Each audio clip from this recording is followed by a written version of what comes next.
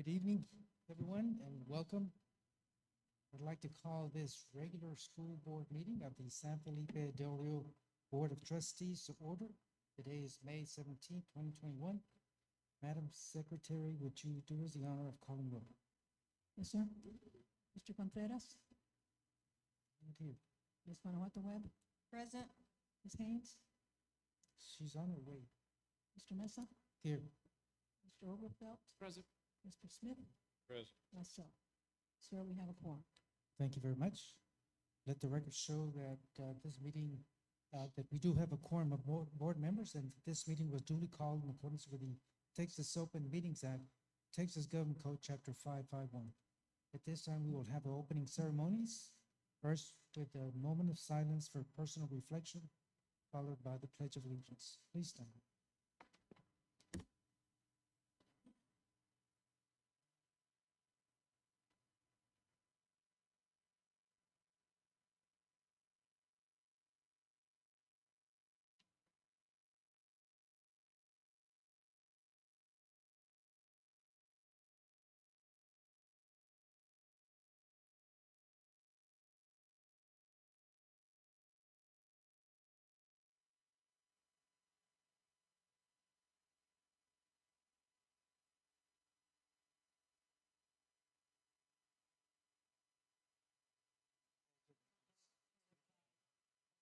States and to the republic for which it stands, one nation, under God, indivisible, with liberty and justice for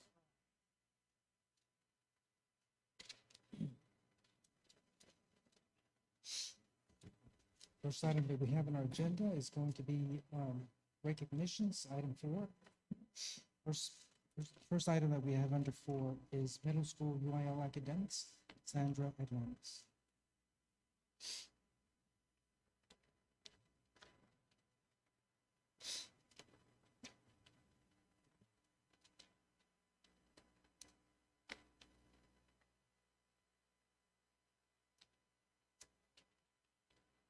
Good evening, Mr. Mesa, Dr. Rios, and members of the board. This evening, San Felipe Del Rio Cisd is proud and honored to recognize various student groups and individuals who have reached student achievement in various competitions across the area, region, and state. We will begin with recognizing the middle school academic UIL teams at San Felipe Memorial Middle School and Del Rio Middle School. And at this point, I'd like to introduce Mr. Jorge Jurado.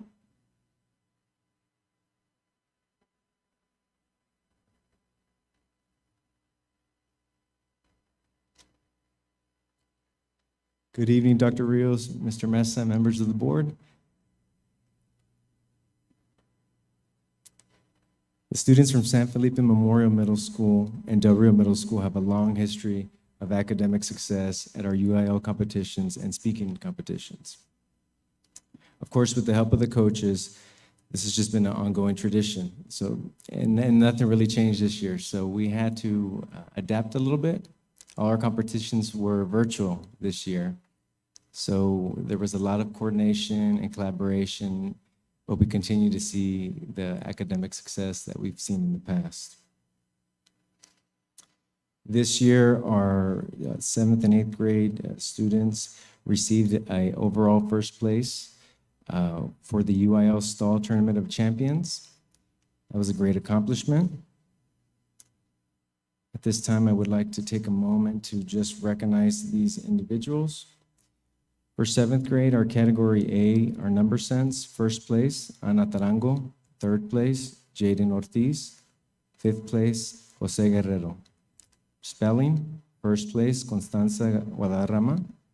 Maps, charts, and graphs. 2nd place, Elizabeth Cheney. Category B, duet humorous. 4th place, Reed Hunt and Dela Maria Guadarrama. Duet pantomime, 2nd place, Anaí Flores and Ayla Elizondo. Solo humorous, 1st place, Ana Nájera, 2nd place, Cian Mesa.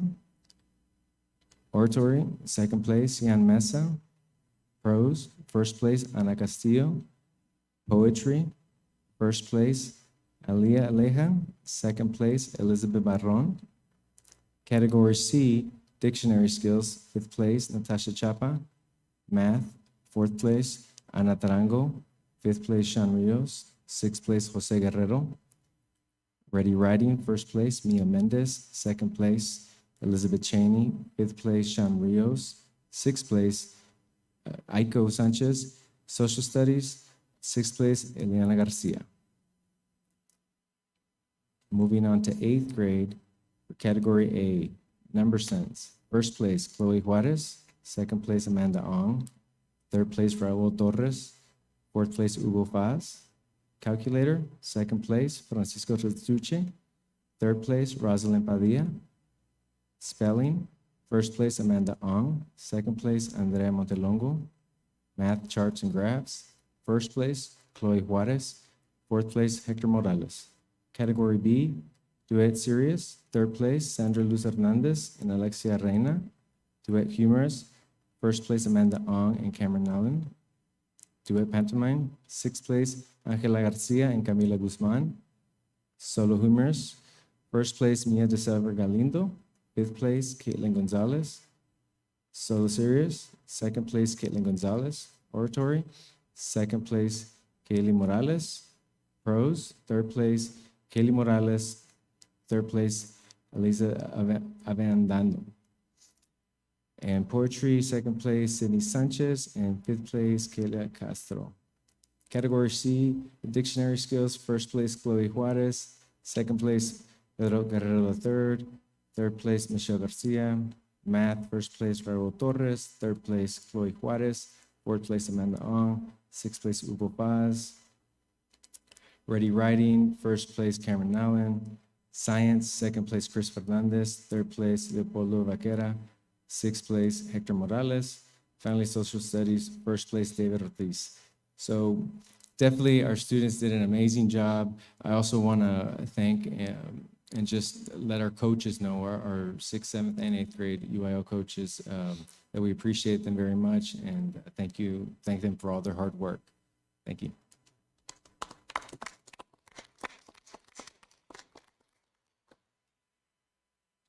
At this point, I'd like to introduce Ms. Maribel Flores, the principal at 6th grade campus, who is going to tell us a little bit about Alexander Perez, the Texas Math and Science Association state meet. He was recognized as a state champion, and I'll let her tell you a little bit more about Alexander.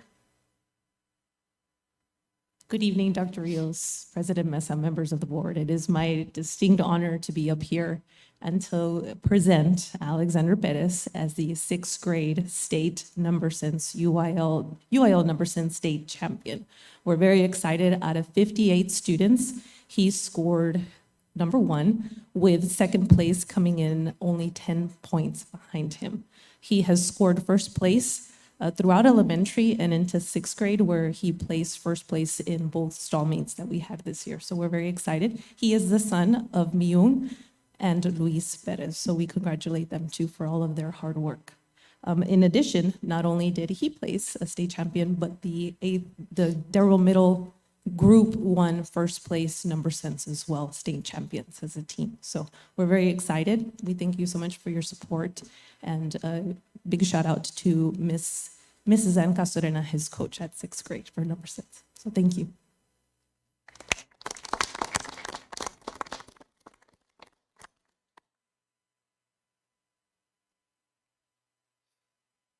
Ms. Flores and Mr. Jurado, the Del Rio teams, as they were sharing, they placed in the top 10 middle school division, and they ranked number 8 statewide. So congratulations to the middle school UIL team. They did a fantastic job this year.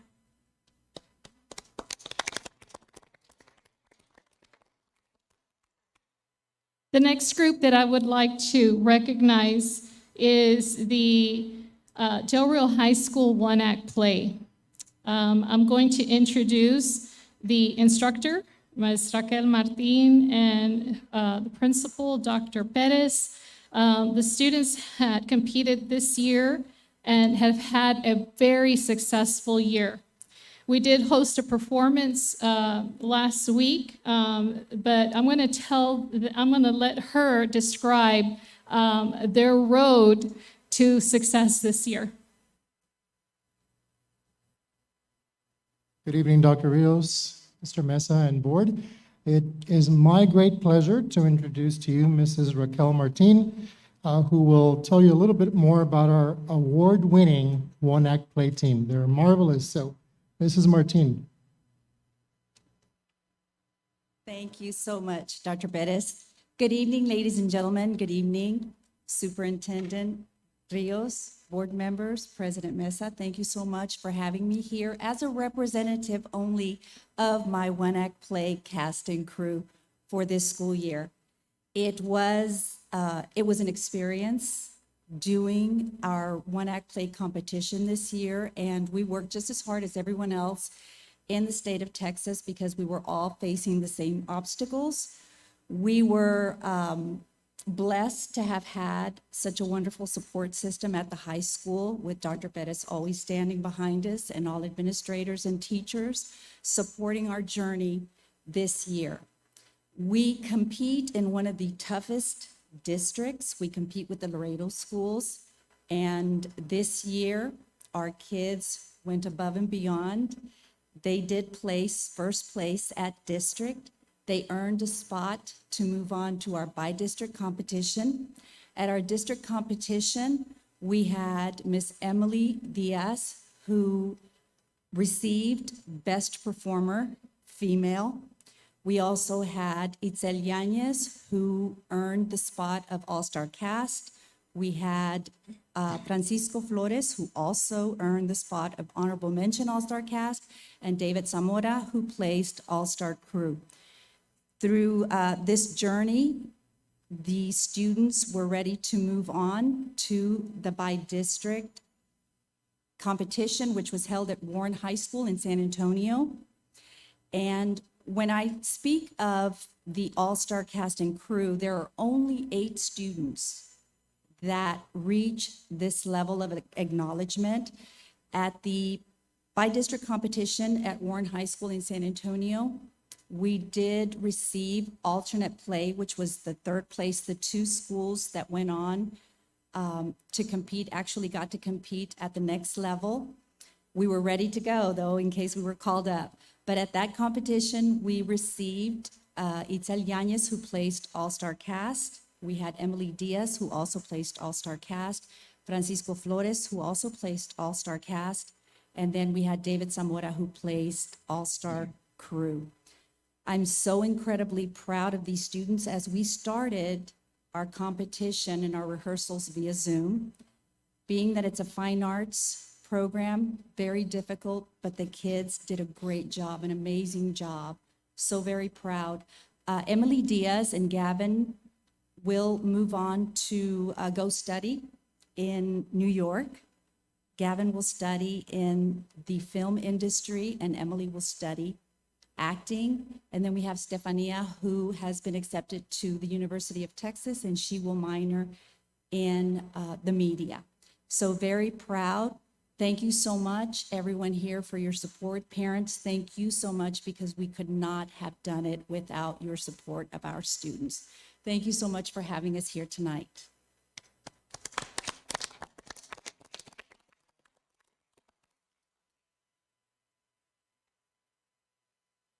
Thank you, Ms. Martin, and congratulations to the Del Rio High School one-act play.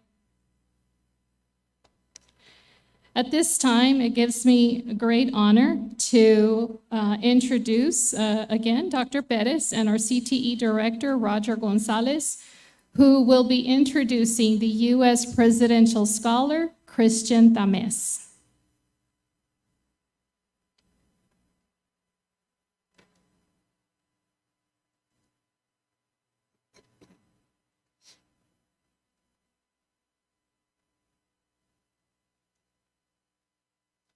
Good evening again, Dr. Rios, Mr. Mesa and board.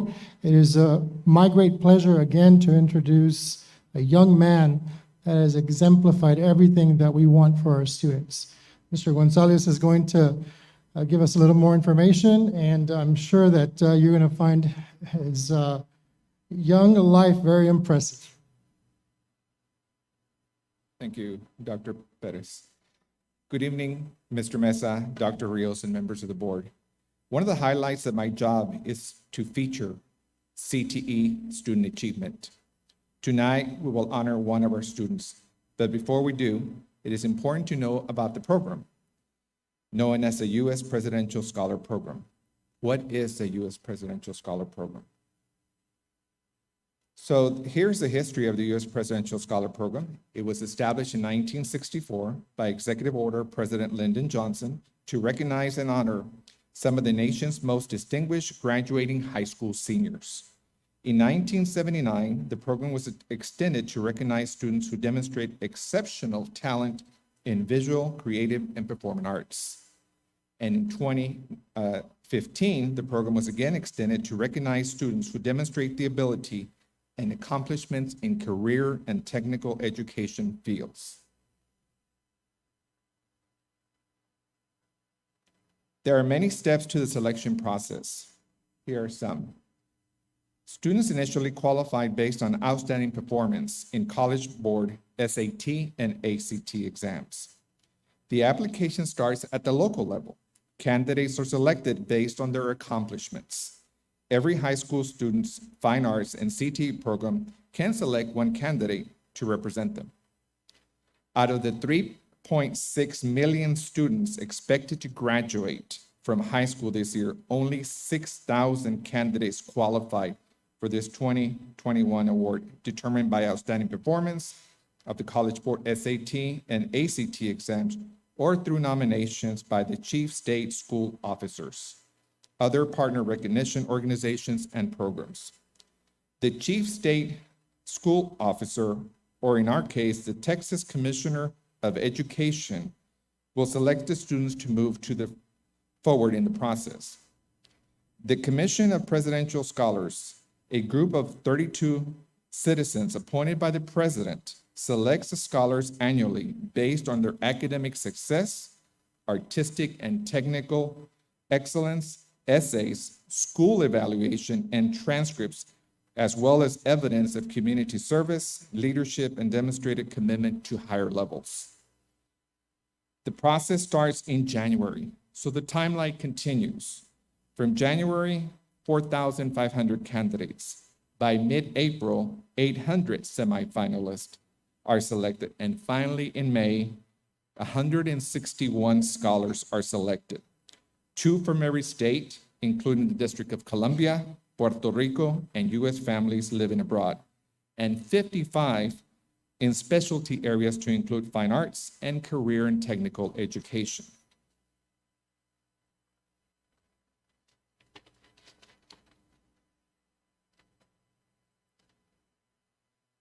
Krista Mess, Krista Mess has been selected our U.S. Presidential Scholar in CTE. So the U.S. Secretary of Education, Dr. Miguel Cardona, announced the 57 class of the U.S. Presidential Scholars on Thursday, May 13th. Kristen Tamez, a graduating student at Del Rio High School, has earned the status of U.S. Presidential Scholar in Career and Technical Education. He is one of 5 students in Texas receiving this honor and one of only 18 U.S. scholars in CTE nationwide. These CTE scholars represent multiple sections viewed as pillars of our nation's economic growth: health science, IT, advanced manufacturing, STEM, and transportation. The U.S. Presidential Scholar Program is described as one of the nation's highest honors for students. This prestigious recognition for Christian joined his long list of achievements. Christian is a multifaceted student and not only does well in STEM, but also has a huge passion for music. This year, he was part of the marching band and mariachi group. And he also wrote about his band instructor, Mr. Aldo Morales, as part of its extensive application process. Christian has been part of the STEM program of study for 4 years and has been enrolled in 10 CTE courses. He is currently the CT Student Ambassador for STEM. He is also currently ranked number 2 in the graduating class of 540 students. Other outstanding awards, the National Hispanic Scholar and Rural Small Town National Scholar. Christian will be attending Yale University in the fall and will major in chemical engineering. Traditionally, scholars are recognized during the annual event in Washington, D.C., but this year, the online recognition is planned. Christian is following the words of President Lyndon B. Johnson. You are not here because you are typical or because you are a representative of your generation or graduating class. You are here because of what you have accomplished in your own right. Now, ladies and gentlemen, I present the U.S. Presidential Scholar in Career and Technical Education, Christian Tamés. Congratulations.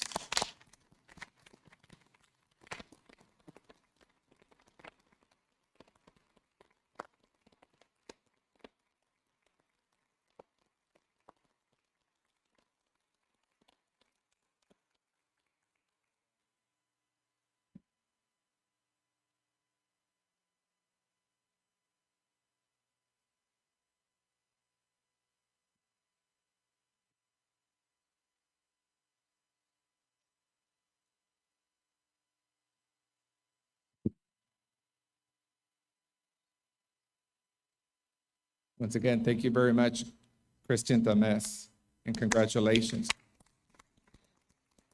On behalf of CTE, we thank administration and the board for their continued support of CTE programs. Thank you. What's up, my man? Sure, Dr. Rios. As Mr. Roger Gonzalez said, Christian had to write about an experience as his teacher, and I know that his band teacher is here, both band director and Mr. Morales. If we could just give them a chance to brag about Mr. Tamés and their program. And then this is probably one of the biggest honors that one of our students has received. If we could hear just from Christian about his experience, it'd be well worth it. Is that all right, Mr. Wilson?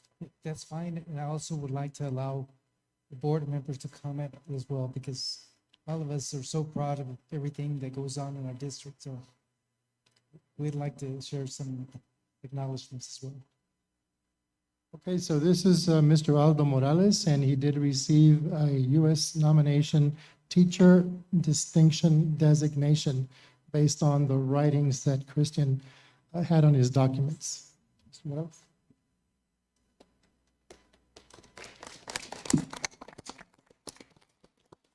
Thank you, Dr. Bettis. I see Christian since his freshman year, and he's a wonderful student. He even an hour ago, he was helping us with the band. As we get the kiddos together and for another season that was highly successful. So we went to state finals. And Christian has been in my mariachi, and he's time and time again, he's like, he's pulled us out. There's always, all students are important, and their effect on the programs are always felt, but sometimes there's the students that, the connectors, the people that hold the glue of everyone together, and he has done that over and over and over again. And he has such a, has an exceptional mind. He never is like hitting the books hard. He's always kind of just, he's one of a kind. He really, I've never seen anybody like that. And me, I struggled through my undergrad, and even through my master's, I kind of, my wife had to help proofread my papers a lot.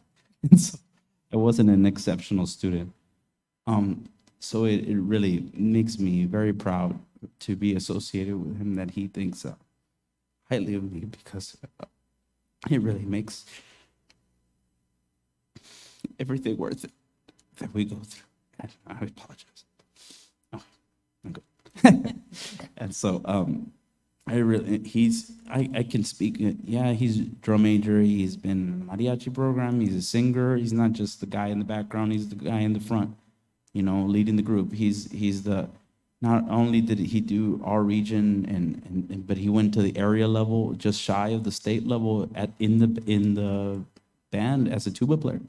And he's just all around just a great guy, exceptional. And I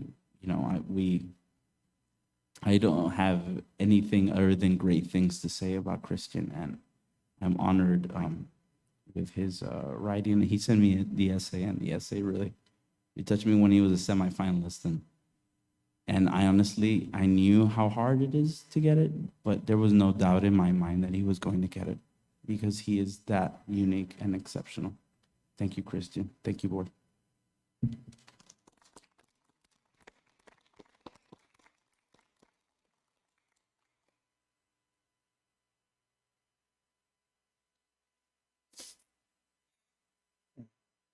It's crazy. I'll just give a little backstory about myself. I actually grew up in Mexico until I was in 4th grade. I didn't get to Del Rio till I was in 5th grade. Miss Flores was my 5th grade principal in Lamar. I got here knowing very little English. Ms. Garza put me through the GT program, which got me into advanced classes, and I grew up watching cartoons and the Disney Channel and Nickelodeon, and it was always the high school with the lockers and the Letterman jackets. And once I got the shot to be here, I knew I couldn't waste it. I couldn't waste it because I knew what my parents had gone through just to put me here. What those 20, 30 kids I sat in a classroom in Mexico, they all wanted the same thing I have. And I couldn't waste it, and it's taking the opportunities and not being afraid to jump the leap that gets you places.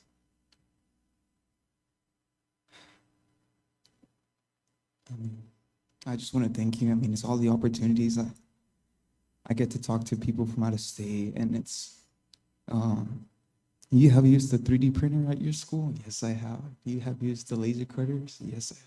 They give you instruments? Yes, they do, and it's honestly opportunities that just thousands of kids wish to have, and we have them here. And it's really, thanks for the decisions that you guys make, and all the passing and the opportunities that you decide to give every single kid in the school district. That's what gets people to this point. Because if I had to pay for the PSAT, if I had to pay for the AP exams, if I had to pay for the stuff, I probably wouldn't have taken them. Thank you.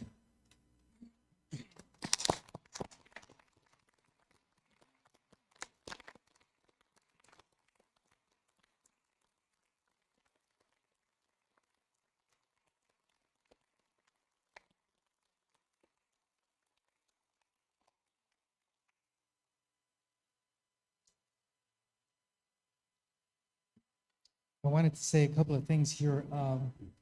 Beginning with UIL, there's competition from the elementary school on up, and these students really compete, and coaches spend countless hours on the weekend. And of course, this year was not your typical year.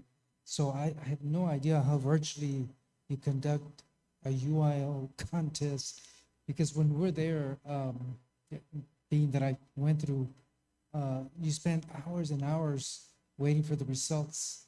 And the coaches were outstanding here. And it goes from, again, I'm so glad that we have the competition starting with the elementary, because they compete against each other. And it's amazing the work that goes on. And yes, every year it seems like Del Rio gets on the map for being recognized. And when I see the results here that we have, state champion, it's amazing. But again, it goes to all the coaches, some that are here, again, Mr. and Mrs. Davis, and, everyone has done a tremendous job. We're so proud of the UIL program. And again, the countless hours that everyone spends helping our students excel and bringing Del Rio recognition amongst the top schools in Texas. For the, one act play, it's, everybody knows Raquel Martin and the fantastic job that she does with her students. When there's students that go on above and beyond, to recognize a career in that kind of work, it just tells you that how motivated they are to go on and make a career. It's amazing that these students are going above and beyond, to make sure that they continue with the work that got started here. And Christian, it's not often that we celebrate an accomplishment this big here in Del Rio. Everything is amazing what you have done to participate in so many programs and yet academically excel. I don't think I could play an instrument, and not even that.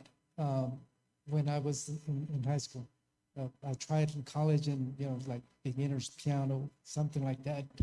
But it's amazing that you are a singer, and you do all kinds of things, and you represent us so well in the district. I'd like to allow. There's a lot of people on the board that have been previous educators, and give them an opportunity to say things about every accomplishment that we heard here today. Mr. Garfield? Thank you, Mr. Mesa.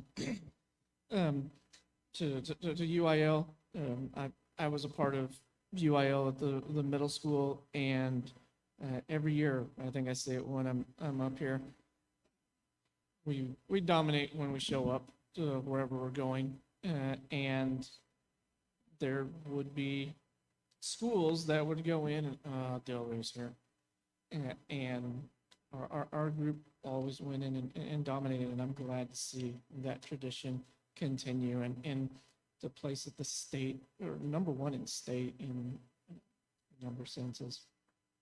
Amazing for our theatrical group, Ms. Martin. You've always been great at what you do there, and this is a great capstone to your career so far with the school district. And there, it's amazing. And to Christian, 1 out of 161, 1 out of, what was the number for just CTE? 1 out of 50? 18, I believe. 18? Even better, 1 out of 18 in the entire nation is it's mind-blowing. It's an honor for you. It's an honor for the district there to be able to go and say that is a product of our school district. And you talked about your backstory a little bit, about coming from Mexico and starting here in the United States. And you, sir, are the perfect example of the American dream. So I congratulate you on that, and congratulate your parents on that, and all your teachers and everyone who's had an impact on your education. There, never stop learning. Congratulations. Ms. Wood?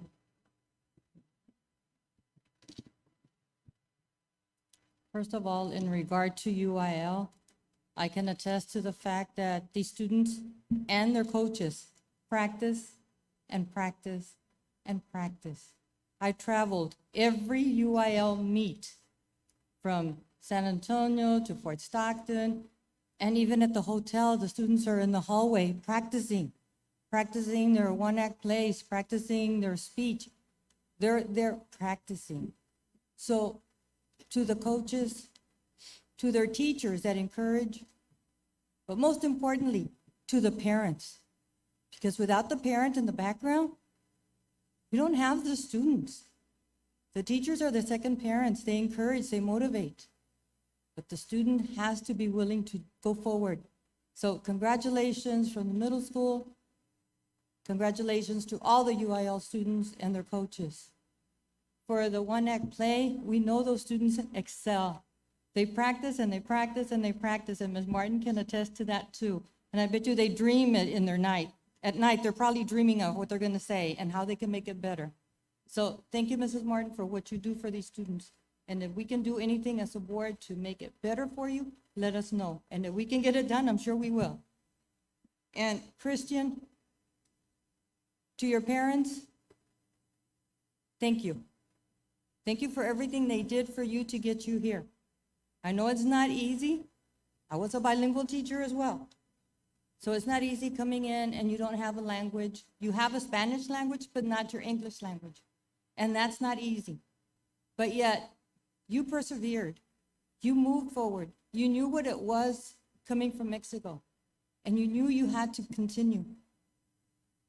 But you yourself motivated yourself. Your parents helped, your teachers along the way. And let me tell you, nothing can stop you. You're the only one that can stop yourself. And right now, you're moving forward. Keep going. Keep doing what you're doing. And be an example to the other students, like Mr. Overfelt mentioned. There's so many students out there that just need that one person to say, you know what, if I could do it, you can do it. We might not be able to sing or play an instrument like Mr. Mesa mentioned, but we can carry your instrument for you. That's okay, you know. But keep doing what you're doing. And the music, don't ever give that up either. Because sometimes that's what you need to fall back on, just to relax and keep you going. So thank you, Kristen, for all of your accomplishments and your parents. Thank you. Anyone else? Ms. Gonzalez? I can sing, but I'm going to do it today. I'm in awe of you, sir. I'm very, very, very proud of you. You're an outstanding young man. I applaud your incredible achievements. And I'm proud of you and your parents and everyone yours. I'm so glad that I met you. Thank you, Ms. Gonzalez. Amy? I just want to say congratulations again. The year has been somewhat difficult, but everybody stepped up to the challenge. And I congratulate you all, the students, the staff, the parents, for all of that. Mr. Chemez, the world is yours. Step on into it. It's big. Live your life. Have a great time. I'm just so proud, to know you, sir. And like I said, the world is big. Step into it. It's yours. God bless you. Thank you. Mr. Smith? Yeah, Christian, I'm not gonna call you Christian, I'm gonna call you Mr. Timmons. You deserve every bit of it. I mean, the passion to have accomplished what, do as many multiple tasks, things that you've done through your student tenure. It's great job. We are very proud of you as a district. You talked about the tools that the district provided. That's cool. We're proud to do that kind of thing. But without your passion and obviously your heart, you wouldn't be where you're at today. Congratulations, Mr. Timmons. Thank you, Mr. Smith. Again, I wanted to give everyone an opportunity because this has been not your normal year, and yet to have such great accomplishments is an honor. We're so proud of everyone. Thank you so much.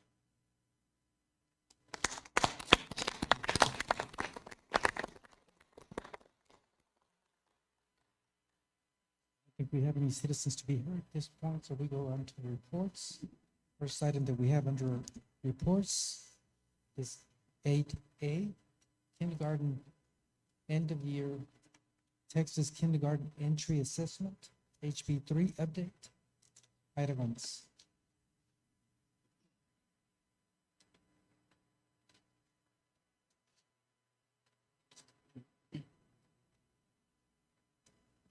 Good evening, President Mesa, Dr. Rios, and members of the board. As we have done for the past several months, we do have a House Bill 3 early childhood update. Tonight's presentation is the Tex Kia kindergarten end of the year report. Just to give you a little bit of background, we do have 661 current kindergartners. We did test 653 students.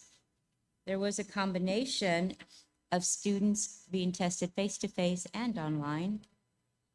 32 of our kinder teachers were able to complete 100% of the assessments for their students.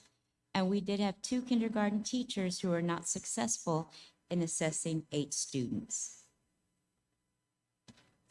This is a comparison of the middle of the year and the end of the year report. You'll see that the enrollment for the end of the year did increase by 7 students. We were able to test 653, again with 32 teachers completing 100% versus the 30 at the middle of the year. We did have 2 kinder teachers and 8 students who we could not assess. Up until now, we are still trying. And at the middle of the year, we did have 4 kinder teachers with 7 students.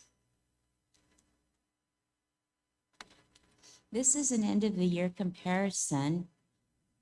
Just a refresher, we do have students who will end up either being on track, which is the green area, students who qualify as monitor students, and then we have students who will reach a level of need and support. The different measures, such as vocabulary, spelling, are listed on the left side of the column. You'll see the beginning of the year, the middle of the year and the end of the year percentages. In all the areas except for blended receptive and blended expressive, you will see that there is an increase in the number of students who are on track. That means that there's a decrease in the number of students who need monitor or support. For blending receptive, that's letter identification, and then the expressive is the sound identification. So we still have some work to do there. We did regress just a little. Teachers will say that it's very difficult when you're testing a student online to hear the sound and actually mark it as them knowing it. In addition, the state has put a new requirement for kinder. You'll see at the very bottom, it's called Kinder Dyslexia Referral Checklist. This new assessment actually identifies students who may have tendencies for dyslexia. And you'll see that 32% of our students will be monitored throughout next year for those dyslexia tendencies. This information is reported through our PEIMS department to the state at the end of the year. Finally, the intervention, strategies, activities, and next steps. Teachers are still working with students in small groups. We continue to try and close the gap and get the students to place on track. If you notice at the very end, though, something very different this year, we are having an end of the year assessment in both reading and math for kinder students. That has never been administered. This data will help place our students with the right interventions, our tiers for next year. Students are also being referred to summer school programs. We have never had a kinder, well, I shouldn't say never. In many years, we have not had a kinder summer school program. And in addition, the principals are looking at these rosters. And for the next school year, we are looking to place students who need support with teachers who have already completed the Reading Academy cohort or who will be participating in the Reading Academy cohort. We're hoping that these teachers will be able to intervene with the effective strategies that are learned. Are there any questions? Questions? Yes, Dr. Rios. I have a question, but Ida, if you could go back to the previous slide. Yes, sir. I wanted to just share with the board how awesome it is that the students that are struggling will be placed with teachers who've received top-notch staff development prescribed by the state.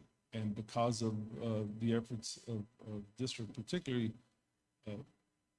Ms. Gomez and her staff that pushed to have our own reading academy cohort here, we have, I would say, probably more teachers than the average district who are certified and will be more able to serve our struggling students. So all these kinder students that are not in that green zone will have these teachers with particularly special preparation and support this coming year. So hopefully that'll improve the students' readiness before they get to those tested grades in third and to those challenging courses in high school. So that's exciting. Good, thank you. I do want to say something that, it's not your typical year. It's been so difficult. I can only imagine how teachers will assess virtually, to be able to hear the sounds. So it could be a lot of inaccurate information, but the training that has gone on through the years, and I say years because we're getting to that point where teachers will be certified in the elementary, early years for being able to teach phonics and decoding and everything else that goes along with the reading program. So that has already started, and I'm so glad that the students in kinder will be able to get that additional help this summer to be able to increase the reading levels of every student that we have in our district. So there's a lot of training that's been going on, and of course HB3 is a big part of that as well. So I'll turn it over to anyone else that wants a question as well. I don't have a question per se. I have concerns, yes. I know that this year has been very, very difficult for students, especially kinder students that are online, because it's hard enough to be on task in the classroom. I can only imagine by seeing certain students working online and trying to follow it on their iPad or their computer and get distracted with something going on at home.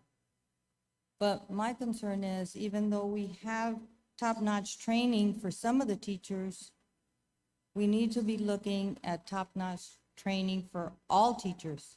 Maybe it's not with the academy per se, but similar to what the academy is teaching, because all of these teachers that are in the early grades should be able to know what they have to do for phonemic awareness and to teach phonics for these students. The other concern that I have is that we have, you mentioned 600 and something students, correct? 621? That we currently have? 654. Okay, so when we look at the number of 64, and then we look at the percentages of students that need the support, we're looking at a lot of students. Now, how many of these students are gonna get the support during the summer with summer assistance, whether it's face-to-face or continue online before they start in August? Because by the time they start in August, they're gonna fall back again, or worse. We can't afford that. And I say we, I should say they can't afford this. We need to do everything possible within our district to help these students be as close to grade level as possible. Anyone else? Thank you. Thank you. Oh, Ms. Gonzalez? It's gonna be voluntary, right? You're not gonna make them go, or are you? That's correct. It is an optional, but it is highly recommended via phone calls for some students, especially the ones in that tier. Yes, ma'am. Thank you. Thank you.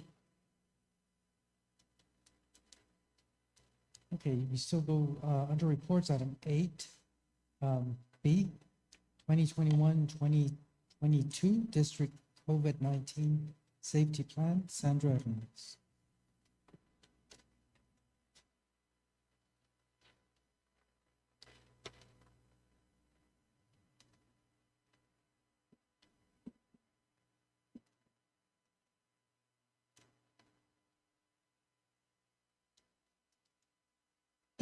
Good evening once again, Dr.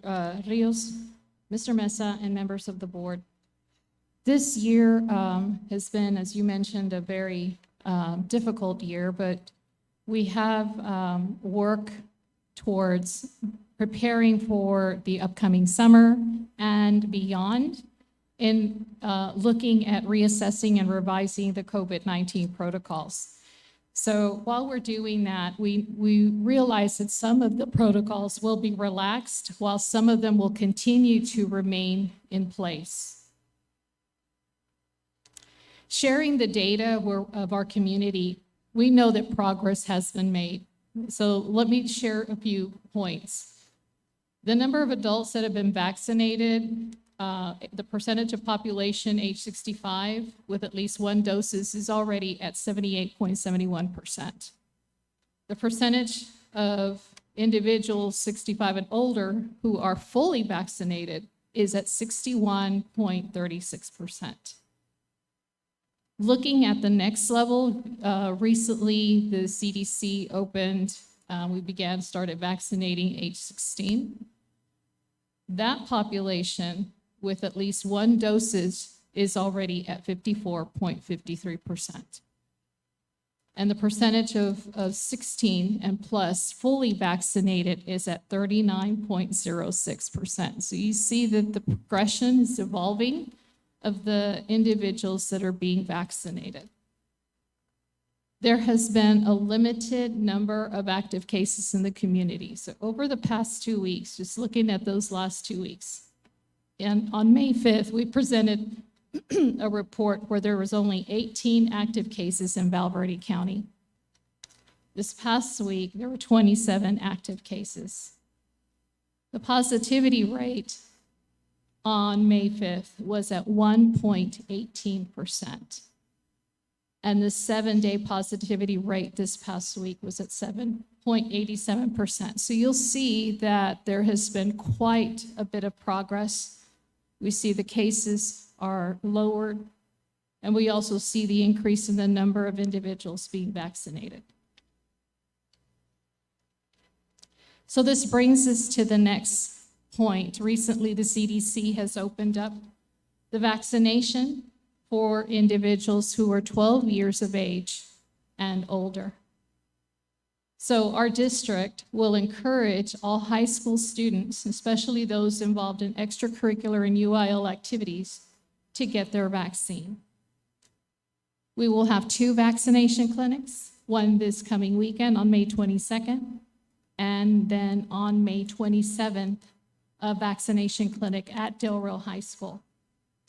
During this particular clinic, the district is going to facilitate transportation for all middle school students whose parents have registered the students and are opting to have their child vaccinated.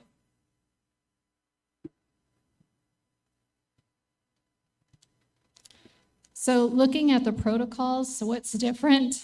Looking at what we have done in the past, these are only the things that will change. So beginning this summer, we will suspend the temperature checks. The health screenings will continue. They will be conducted by the teacher through the greet the door method. Elementary students will eat their meals in the cafeteria. Middle school students will eat their meals in the classroom. High school students will eat their meals in the cafeteria. The use of desk partitions will continue. They'll be available, but they will not be required in the classrooms. Beginning this summer, the social distancing measures will be applied, and we'll see that change from 1 to 3 feet as appropriate in the classrooms and on school buses. Computer lab classes in the elementary grades may be scheduled, and that's contingent upon the enrollment counts for this summer.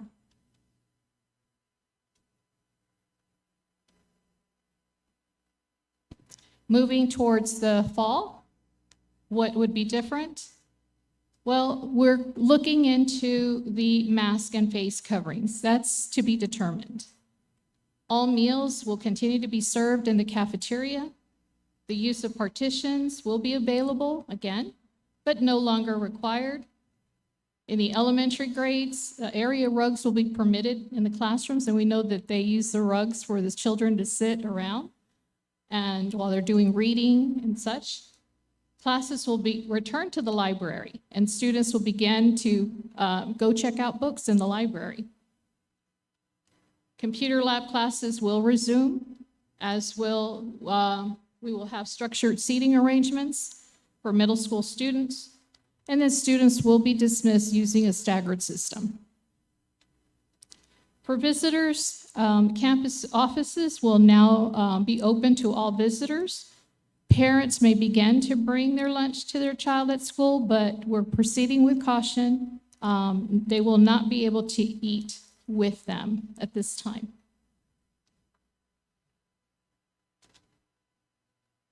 The changes in the protocols. So as you know, we begun through the state program of administering rapid antigen tests.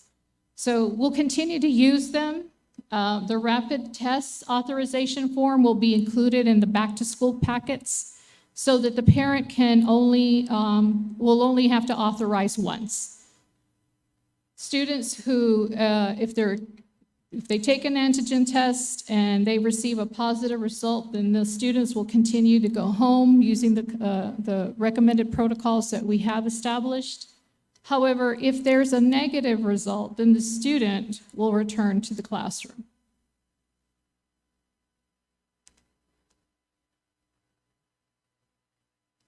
I'll address this last one. So the big question that we get is, are kids gonna wear masks next year? Are adults gonna wear masks? And we're gonna wait until probably July to make that determination, just so that we can reassess data. But the two options in visiting with superintendents across the state that we're more likely to select one or the others. The first one is just to remove the requirement of wearing face masks altogether for employees and students, and guests for that matter. The second option is to remove the requirement to wear face masks or face coverings at any of the extracurricular activities, but require it in the classroom. Again, we obviously want to get back to normal. We obviously want to not have to require face masks, and that's what we're shooting for. But here in May, it's too early to make that call, so in the summer, we're going to continue to wear face masks over summer school. But by July, we'll be able to make a determination for the coming year. And I know that I, along with everybody else, hopes that we don't have to wear face masks, but we're going to be prudent and make the right decision in late summer. Thank you, Sandra. Any questions, Mr. Russell? I do have a question, and this is in regard to, I know that the SLI, for example, there's a session regarding their improvement at a very low cost, and I'm talking about classroom filtration. Will there be something in place when all students come back? Mr. Russell, we luckily have received funds from the state, and the ESSER 3 funds we will be able to afford whatever ventilation system that we need. Mr. Carcasey and Mr. Hange are working on finalizing some recommendations. And as soon as we have those finalized, we'll bring to the board for approval, even if we have to fund them ourselves and wait to be reimbursed by the ESSER 3 funds. So we're waiting on that recommendation, and hopefully by June, we'll be able to bring something to the board. But we're talking anywhere from $500,000 to 1.5 million is what the investment will be. Again, all this will be reimbursed by ESSER. So hopefully by June, we'll have a definite recommendation and a timeline for the implementation of those measures. Okay, and I know that there are some methods of purchasing items that are needed for the classroom at a low cost, which, you know, will help the air quality. I'll turn it over to any other board member that has a question. Mr. Orfeld? Thank you. On page 4, talks about the vaccine clinics for students on the 22nd and the 27th. And the second paragraph, SFDR Cisd will encourage all high school students, especially those involved in extracurricular and UIL, to get their vaccine. Since it's now CDC has said 12 and older now for the Pfizer vaccine, right? Yes, sir. So we're saying high school students, but if we have, are we planning on having any athletics at the middle school next year? Yes, Mr. Oakfield, if I could just explain that one a little bit more. The first vaccine clinic is going to happen on a Saturday, and that was really open to the whole community. So what we wanted to do, because of just it happening so quick, it's happening this Saturday, we've asked our coaches and UIL sponsors, as a matter of fact, they received a training today on how to register students or help parents register the students, because the parents have to register them. So we've asked them to take time to contact their parents and explain the process. So this goes out to everybody, and really on Saturday, middle school parents could take their kids to the clinic as well. But the only difference is that this Saturday, we've asked the UIL coaches, the sponsors like Ms. Martine band, to encourage their students to go.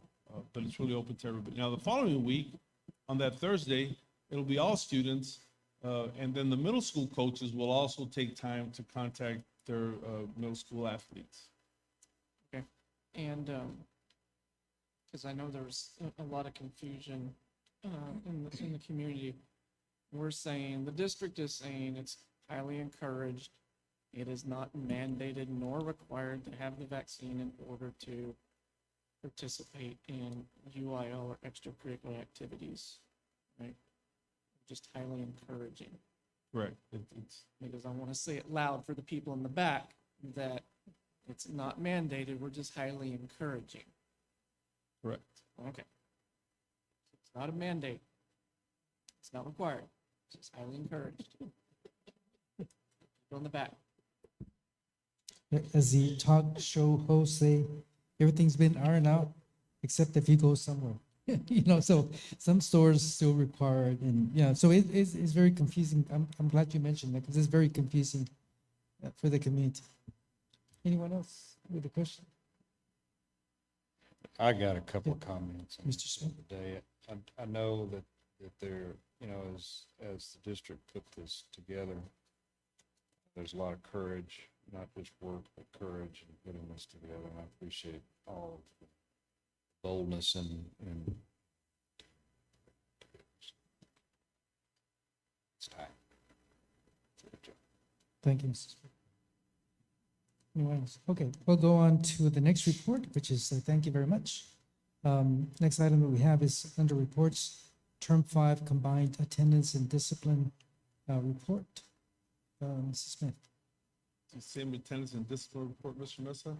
Do you want Ms. Smith to go through the report, or do we want to entertain questions? The report was provided in the package. I don't think we need to go through all the report, do we? No. Any questions? I did notice, for example, Calderon had the lowest attendance in regard to, you know, the continuing percentages. And Cardwell, to my amazement, at the highest, which is the opposite. But, so congratulations, Cardwell, but I'm still somewhat concerned with the low 90% attendance at Calderon.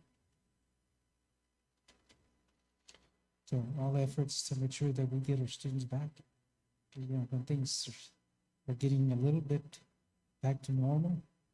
I think, you know, we have plenty of people to go and knock on doors to try to get our students back. That's all. Anyone else? I just got a statement. Mr. Smith? You know, and this is related back to,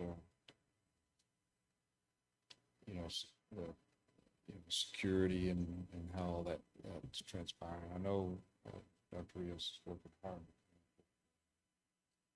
A replacement for the chief of police, I think that becomes imperative as we get into that tail end of the summer and starting school back and figuring out what those dynamics have changed with kids that have been out of this out of control element.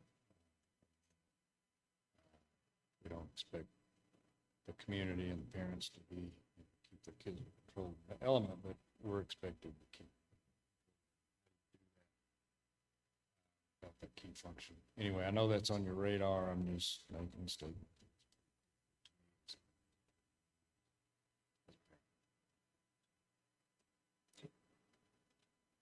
Thank you, Mr. Smith. Thank you, Mrs. Okay, the next report we have is construction update. Let's hang it.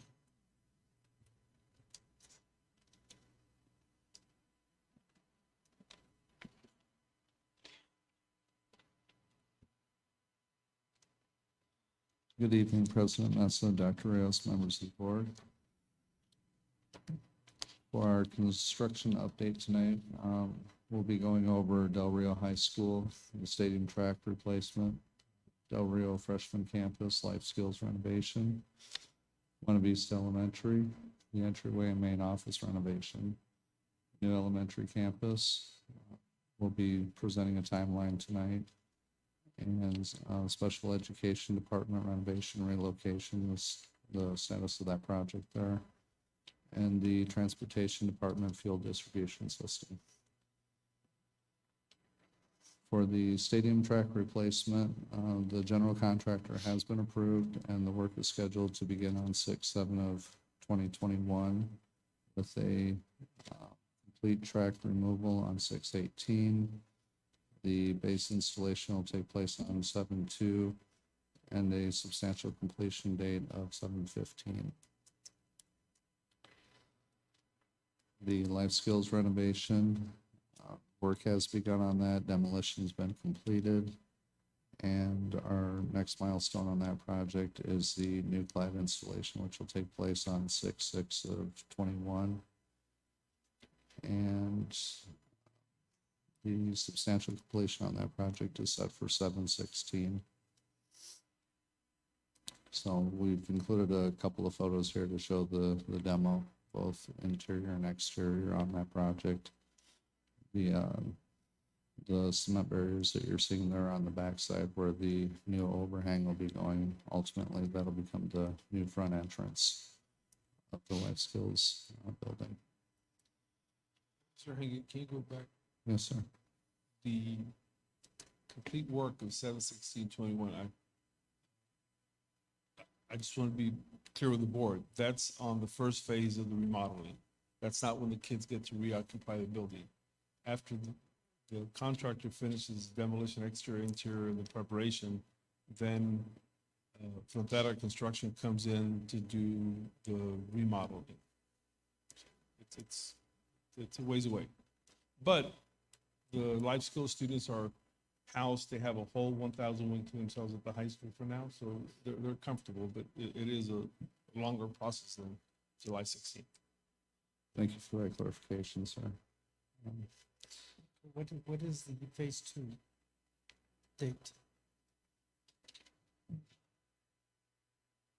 Mr. Chapa has that at his fingertips. I think it's 6 months. Good evening, President Mesa, Dr. Rios, board members. After completion of the first phase, which is approximately mid-July, Frontera would take over, and they're estimating approximately 6 months to complete the interior work. Thank you.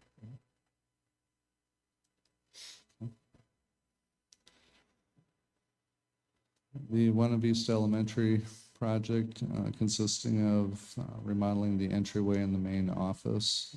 We do have a couple items on the agenda tonight for approval pertaining to asbestos abatement that'll need to take place once school is out of session. There's also an air monitoring component that has to coincide with that process. And we've started outlining what potential milestones that we'll have to hit in order to get that project completed as well. On substantial completion right now, it's looking like 8/6 of 2021.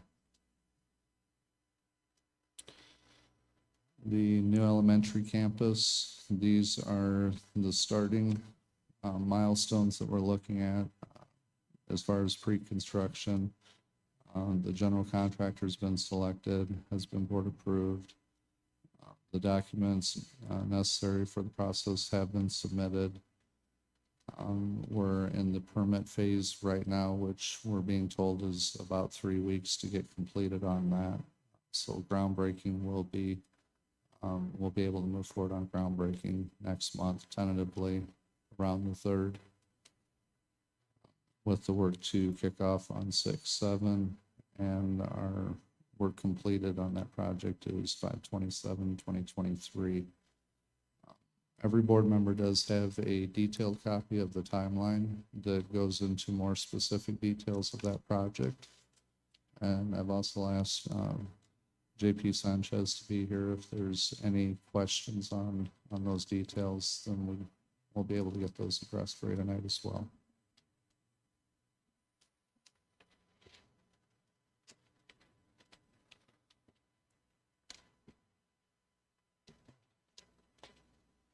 You've seen it, ma'am. It's the 11 by 17 sheet. It should be at the back of your packet there. It has the details on the left side and then the Gantt chart, I believe, on the right.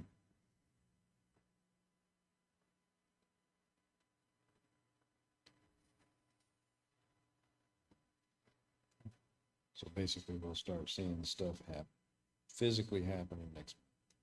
Yes, sir. Yeah, perfect.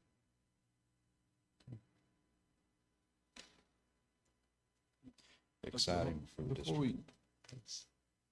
Mr. Mesa, members of the board, at some point this coming week, we'll try to set a date for the ceremonial groundbreaking. The gold shovels, the picture, and then probably the following day or the following week, scientist construction will start moving dirt out there, so it'll be exciting. But, A big day for the district. We absolutely. need to celebrate. But we'll set a date sometime next week. We'll take it. Sure, okay. Very good. Then the next project that we have is the special education department. We've, again, went through and outlined some milestones as far as the electrical and networking being completed. The drywall, fire alarm system, that building will be getting a new fire alarm and burglar alarm system. Asphalt replacement, that was supposed to start today, that's been delayed by a day or so, but they will be starting that project this week. We got a call from them this morning, asking for a day or two delay. Interior painting will be taking place, as well as the new flooring going in, and then ultimately relocating the staff, which tentatively is set for next month around the 7th. We'll relocate that department from Annex 1 to the new building, and then that will start the domino effect of moving technology to Annex 1, and then being able to expand the maintenance department.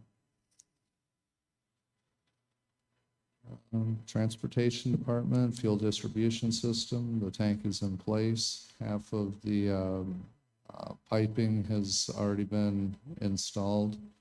They're doing it in 2 phases, so we can still allow to get buses through and be able to get fuel. The concrete was poured over all of the conduit last week. And we're running additional piping out there, taking this opportunity. So in the future, if security cameras or Wi-Fi or anything like that needs to be added, the pipes are already in the ground for it. So we're kind of thinking ahead on that one. But that one is looking at being completed, substantial completion on 5/24. So that project is moving pretty fast right now. Any questions on those updates? Yes, Ms. Webb? If you can go back to Buena Vista.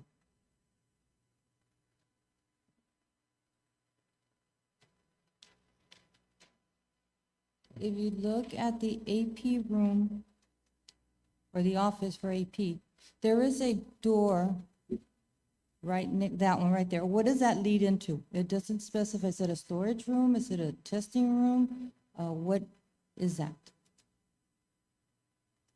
It's Mr. Chuckle, he's did the job. I think it's just a plot, but that's it. It's a works as for a closet or storage. Yeah, because it didn't specify, and I'm going, okay, where is it going? Because it doesn't lead outside. The principal has a door that leads outside. I know exactly where that is. But the other one was like, okay, is that for the principal just to have some time out for themselves? It's like, okay, I need some time out.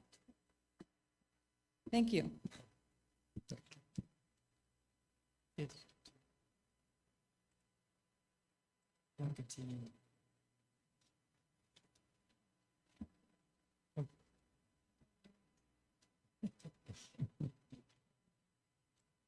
Thank you.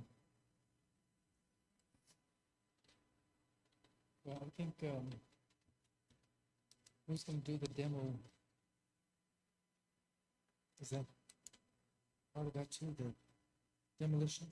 Oh, Mr. Mesa, we shared the demolition scoring sheets. Is that what you're referring to? Yes. Because we did not include them in the board packet. Oh. So, Okay. that's why they're in there. we apologize for that oversight. I thought there was going to be part of that construction update. Thanks.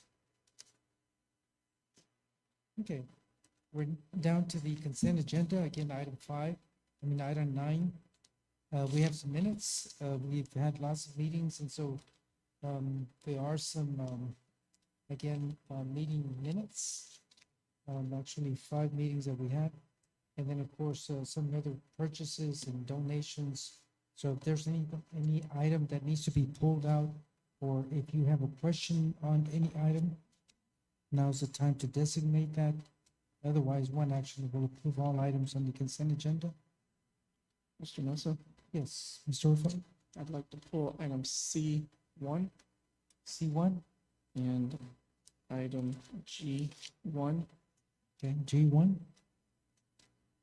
C1, G1. On item C1, I'm going to request that as a separate vote. Okay.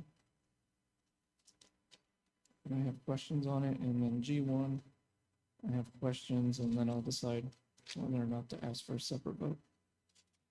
And G1 as well. Anyone else? Okay. If,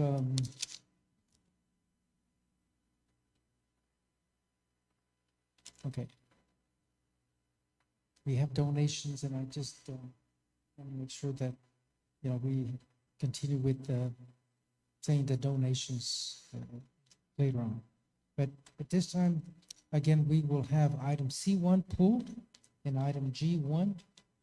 If there's any other question for any other item on the consent agenda, then we'll act on the rest of the consent agenda. Dr. Rios? I think Mr. Overfield wanted the opportunity to ask a question to G1, and then he might be okay including it in there. Oh, okay. Yeah, if I may, sir. Sure, sure. Okay. On G1, which is consideration to approve the contract from Sandra Garza in the amount of $48,000 for math curriculum instructional support and resources. I know we've been using this particular one for a couple of years now. And I'm curious if we constantly get feedback from the teachers on its use and how it is, because I've heard a lot of negative feedback from teachers as to this particular product, with errors in it, that we're finding errors and having to correct it, that we basically had to create our own Google Forms to continue to use this particular curriculum.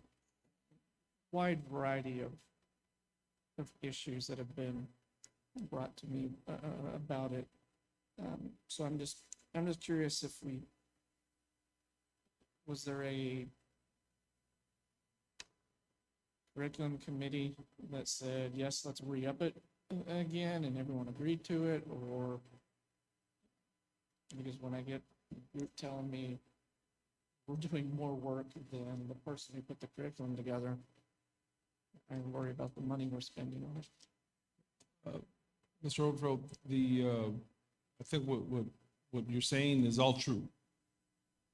There are some, because it's, we're not buying this from Pearson, we're not buying this from anybody like that. We're buying from one person who's dedicated their time to constructing the appropriate scope and sequence and the appropriate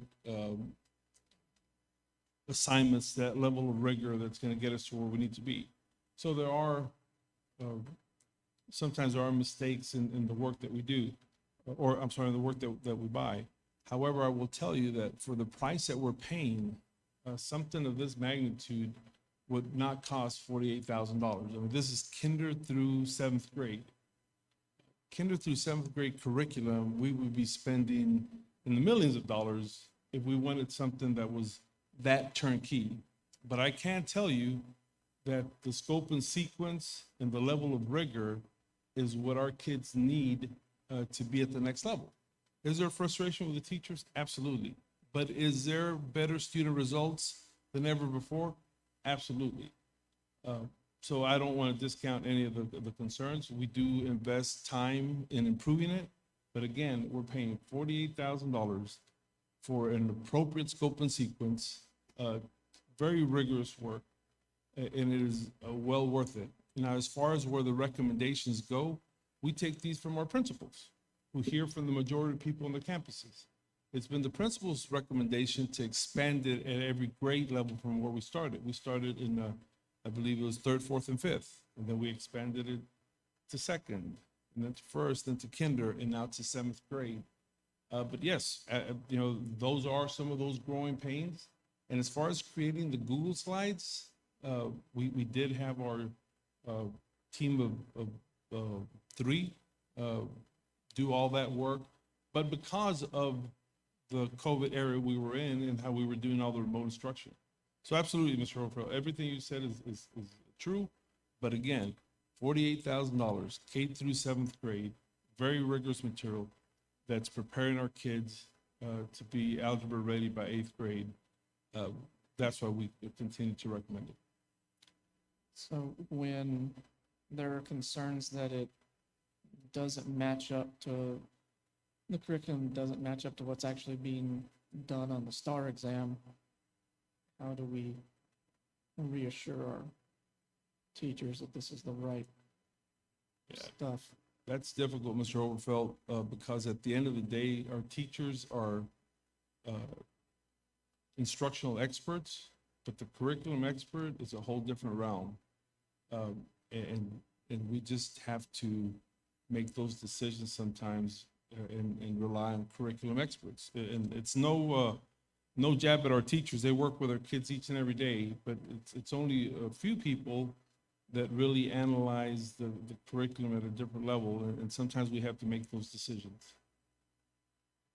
Okay. All right. I'd like it pulled separately, sir. Okay. Yeah, I think all of us have heard, you know, situations where they're doing an assessment and there's no right answer. You know, like they give the responses there, but none of the answers are right with this particular. Again, so there's a lot of cleanup that has to be done. And I hope that the person responsible for, you know, having this math curriculum is doing that as well, because we're doing a lot of her work. Yeah, I understand exactly what Mr. Overfelt is saying. So it is work above and beyond the purchase. Okay, so that item will be pulled separately from the rest of the consent agenda. Anyone else? Okay, so we will, yes, Ms. Webb. Dr. Rios, on the curriculum, is this person updating the curriculum on a yearly basis? Or is it basically the same curriculum that they've had for the last, how many years has that been? No, ma'am, that curriculum is updated on a yearly basis. If it was the same curriculum, then we wouldn't see any recurring problems, right? But every time it's updated, you know, it does have to be double checked, particularly like the answers or to a quiz or the answers to a test. So obviously it's not being checked, I guess, if Well, we're having errors. yeah. But anyway, and the training, it says here that they're providing math training. The math training that's provided, is it a continuation of the past year's training? Or is it the same training for the new teachers? Or how does that work? Every 6 weeks, the owner of the curriculum meets with our teachers, whether it be in person or via Zoom, to go over the scope and sequence, and to go over the appropriate method of engaging students in solving the problems. So we're not just buying the scope and sequence of the material, we're also buying a lot of training from the individual. So I'm assuming that the teachers at the end of the day do an evaluation of the training. Yes, ma'am. Anyone else? That's it. Is that the only question? Yes, sir. Okay. I was just curious. Okay, then I will call for the consent agenda. No, I know if other questions will again, we're separating C1 and G1. Is there a motion for approval to approve the consent agenda? Okay, motion made by Mr. Smith. Is there a second to the motion? Mrs. Gonzalez? All those in favor to approve the consent agenda, again, with the exception of C1 and G1? Okay, consent agenda is approved, and we will now deal with C1.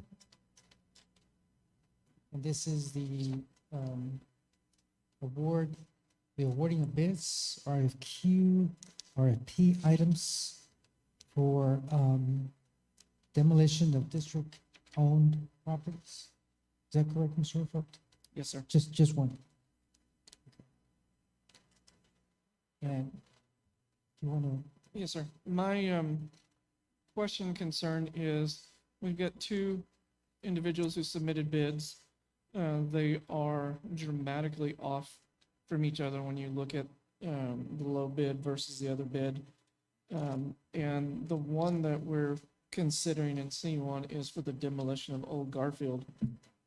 And one bidder has the demo at $192,628,000. The other bid it out at 1.2 million, basically just over $1 million in difference.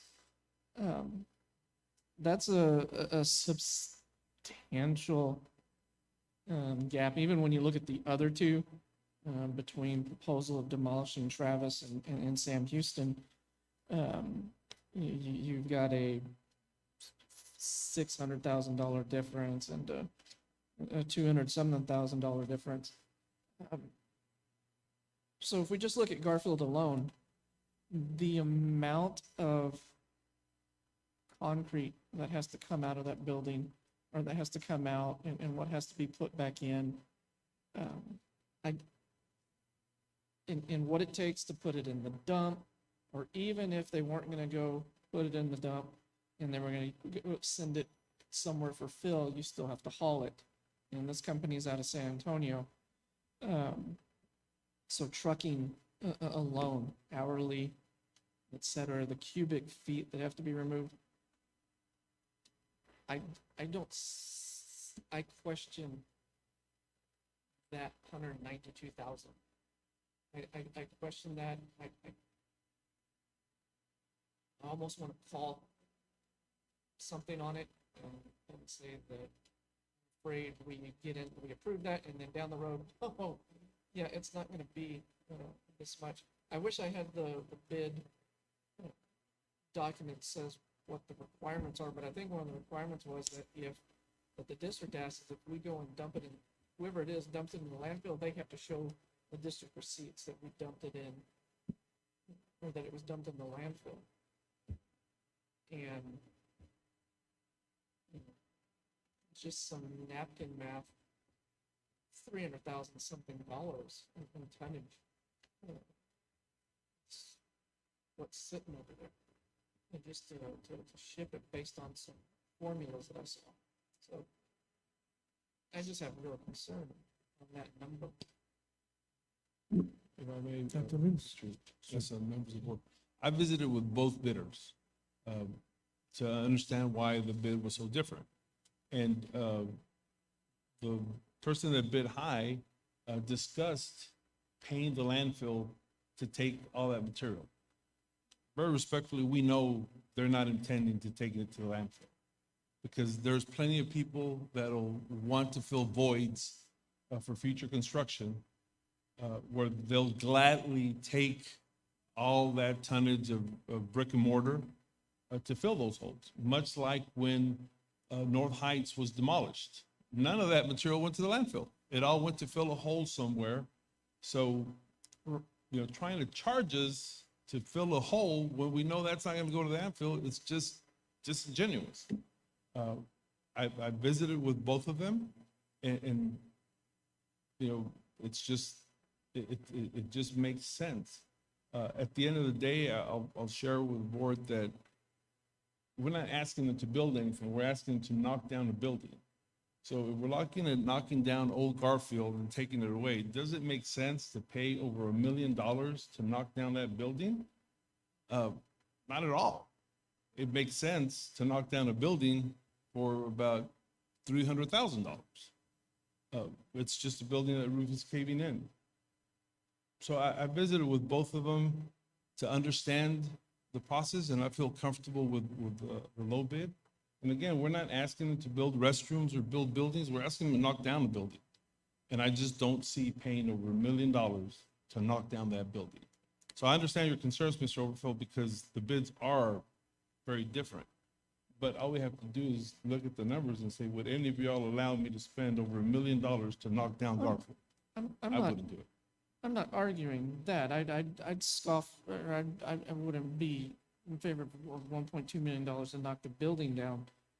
But when I've gone in and I've looked at the mathematic formulas to go in and figure how many cubic feet of concrete and stuff like that, even if you were to take the tin off the buildings and take it to Eagle Recycling, you know, at a penny a pound, 2 pennies a pound, and just getting it shipped over there, you still come out on the negative there. And even trucking it somewhere to fill a void, still gotta pay a trucking company to take it to that, just to take it to that void. And going back to the demolition of Old North Heights, yeah, I remember none of that went to the landfill because it's went out here on Eagle Pass Hill, and we caught all kinds of crap in the community for it being dumped very publicly down the side of a hill. But yeah, I know there are people who will take it for free.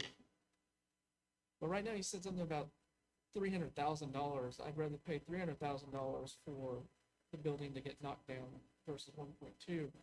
Where's the other 100,000 coming from?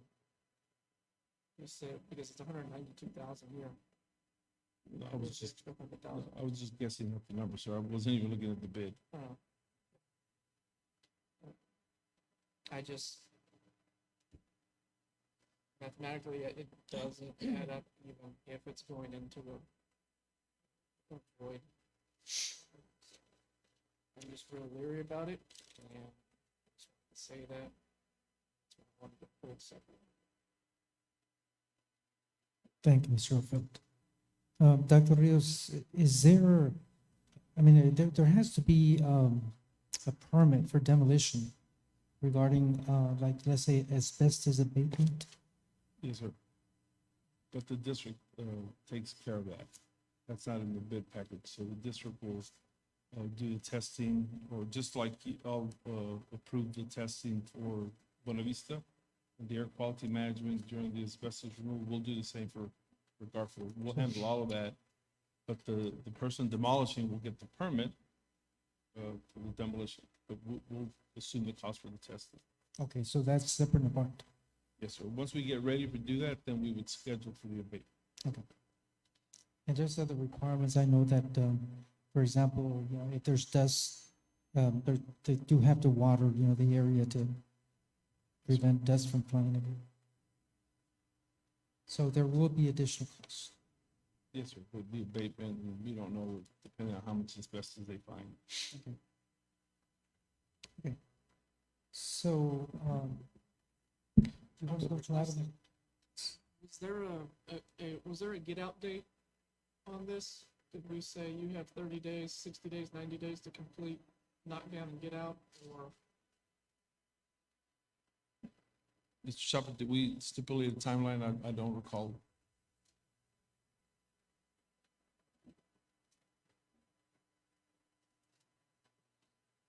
I'm not sure, but I can double check. I believe it was 90 days, but I need to verify. Let me ask a couple questions before you go, real quick. From a terms, what are we, I mean, the terms would be, what on the, pay them after it's done and you oversee the project? That's correct. To get back to Mr. Overfield's question. That is We're correct. not adding cash up front. No, sir. It's And after it's we're gonna be completed. overseeing the project, make sure it's done legally and everything. Correct. Okay. Anyone else? Okay. So we're going to now call for item C1. Again, this is awarding a bid in for RFP 21-23, demolition of district-owned properties. Is there a motion for approval? Motion made by Mr. Smith. Is there a second to the motion? Motion made by Ms. Gonzalez. All those in favor to approve item C1? 1, 2, 4 votes, 5 votes. All those against? 1. Okay, motion carries. Okay, item G1, consideration to approve contract for $5,000 with Sandro Garza in the amount of $48,000, funding source Title 5 Rural and Low-Income School Grant for math curriculum, instruction support, and resources. With this one, Dr. Rios, if we could, I really would like to see if we could have some input from teachers in regard to at least one representative from each campus. But that would be separate and apart. We're calling on the vote, but I think it would be prudent for us to have teachers, and I guess I would like to say one representative, and I don't want to have someone handpicked by administration, but if we could have the chairperson for the math department from each of the campus. Absolutely, sure. If I could just ask Ms. Gomez to just briefly describe, all the interaction between the developer and the teachers in the district. Because again, this is our math curriculum, and there is work that always has to be done, but I strongly believe that the process has already provided strong results for the district. And as the kids move up in grade levels, and they've done it for 1 year, and then the next year, the results keep getting stronger. Yes, sir. Dr. Rios, Mr. Mesa, members of the board. When we started with the Sandra Garza curriculum, we implemented the STEM 2025 initiative. The goal was to increase the number of students who could take Algebra 1 at 8th grade. We have about 135 every year, and our goal is to get over 400 students. We knew the only way to do that was to begin in kindergarten. So the Sandra Garza curriculum did start 3rd, 4th, and 5th grade, and as Dr. Real said, the following year we did expand to 2nd and 6th. Then we expanded to 1st, and now the principals and teachers have asked us to start at kinder. Kinder teachers have said, when are we going to get it? And of course, 7th grade teachers, along with Mr. Jurado, Mrs. Correa, have asked, when are they going to get it? Because if you look at our data, that's when it dips. It dips in 7th grade. So for students to have Sandra Garza K through 6th, and then have a textbook, Envision Math, it's dipping. We don't have that continuity. Just to explain, she does give us progress. She gives us a packet of work. It's about 650 pages of rigorous work that's broken up per 6 weeks, per grade level. So imagine a 2nd grade teacher, for 6 weeks, gets a packet of 650 pages. That includes about 40 pages per day for the 28 cycle calendar. She gives you your homework, your guided reading, your introduction, your engagement piece, all your charts for rigorous, I guess what we used to call like facts, but she doesn't call them that. She calls them multiple representation charts that the students do over and over and over. At first, it takes 30 minutes. By the time December comes along, it takes 3 to 4 minutes to complete that chart. That's that repetitiveness. But everything is guided. She has a progress monitoring form every 5 days. So we do have 5, Mr. Mesa, that we do have to convert into Google Forms. But we're only doing that because of the pandemic, of course. So prior to the pandemic, we did not have to do that extra work to convert them all to Google Forms. That is something that the CNI department has done, again, to assist the teachers. Mrs. Guanajuato Webb, she does change it up every year. I'm almost to the point to say, where are the changes so that we can just focus on that? But because she sits and she has sat on the TEA Math Advisory Board for the STAR assessment in her 18 years of math, she's very knowledgeable in the rigor and the wording that we're going to need for students. So that's 35 progress monitoring that she gives us. Those are assessments she gives us per grade level. She also gives us all the assessments. She also gives us all the guided practice, the homework, the independent work. But on top of that, she does come every 6 weeks. She pulls out a packet out of that 650 pages. She pulls out what's called a working packet. It's about 50 pages. And that's what she trains the teachers on. These are the key components. This is what she calls the bulk of that packet. Everything else is there to support. So for instance, when our teachers get some data and it'll show that a certain TEAC is low, they taught it all week, they have an assessment, all they have to do is go back here to that packet and pull the resources that are in there for continued support. Our teachers do not have to go look anywhere else for those resources because we'll never get through that 650-page packet. On top of that, on top of coming every 6 weeks, she has given us an entire week at times where she just says, I'm going to take the week off. Your teachers, I assign a campus. Buena Vista teachers on Monday. She just meets with them over the phone. She shows them over and over and over. We don't have any consultants that will do that. She's creating all our benchmarks for kinder first and second. Earlier, I had mentioned that we are taking end of the year assessments. She created those for us for math. And she's always a phone call away. She has offered to meet with teachers during conference, either one-to-one or an entire cluster. So the support that we have received from her has been immense. I know $48,000 is increased because it's $1,000 per grade level per 6 weeks. That's where it comes in. But as Dr. Rios mentioned, it's not just the curriculum that we're getting. It's all the resources, all the guided practice, all the assessments, all the progress monitoring, and training for the teachers by grade level every 6 weeks. There are some errors, but that's because of continual changes. Updates. I just want to say this, that the concerns that Mr. Orfeld addressed, they're legitimate. And I think over the years, the investment that our district has made with this program, there should be ample reason for her to hire someone to clean up before she delivers. So if you could relay a message that we're concerned, it would be appropriate. Yes, sir. Mr. Orfeld, do you agree? Are there, included in this curriculum,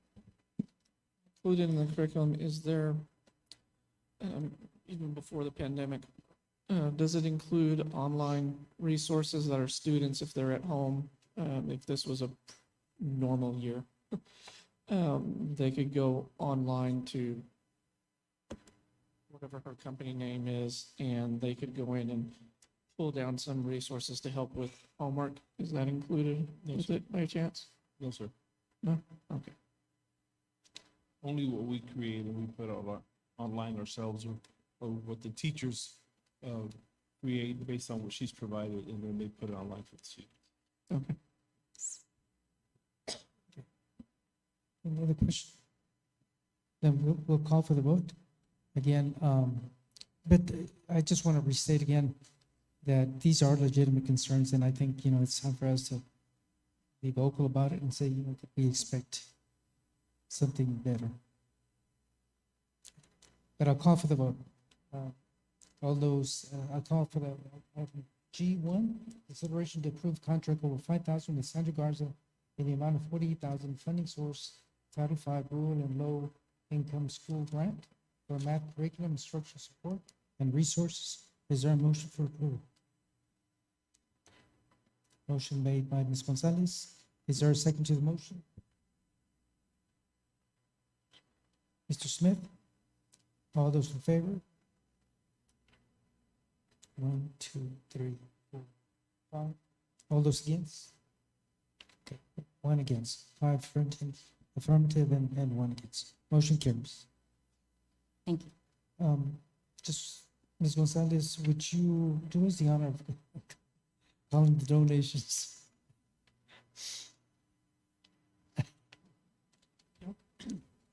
It's been a while. Son King, $506 to Del Rio High School Metal Trades. Banco Internacional de Alimentos donated 360 baskets, estimated value $1,200 to Dr. Fermin Calderon Elementary. 500 Easter baskets, estimated value $1,000 to Irene Cardwell Elementary. 120 gallons of milk and fresh food, estimated value $500, Irene Cardwell Elementary. 27 cases of Lysol, hand sanitizer, and 13 boxes of face shields, and 3 bags of travel toothpaste, estimated value $1,500, Irene Cardwell Elementary. Russell's True Value, 1 30-ounce black mug slider lid, 1 30-ounce North Green tumbler, 1 20-ounce mug seafoam mug slider lid, value $140.68 to Dr. Del Rio Middle School. That was a tongue twister, excuse me. Del Rio Middle School, 7th grade.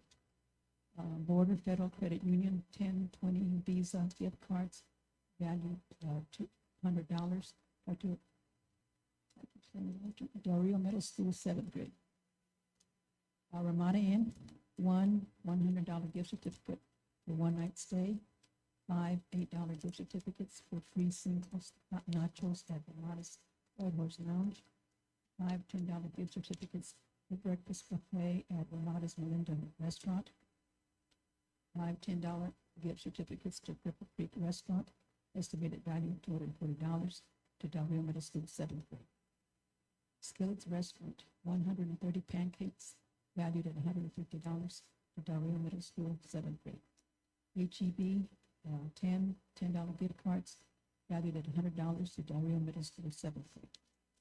Texas Community Bank, 4 $60 gift baskets, valued at $220 to Del Rio Middle School, 7th grade.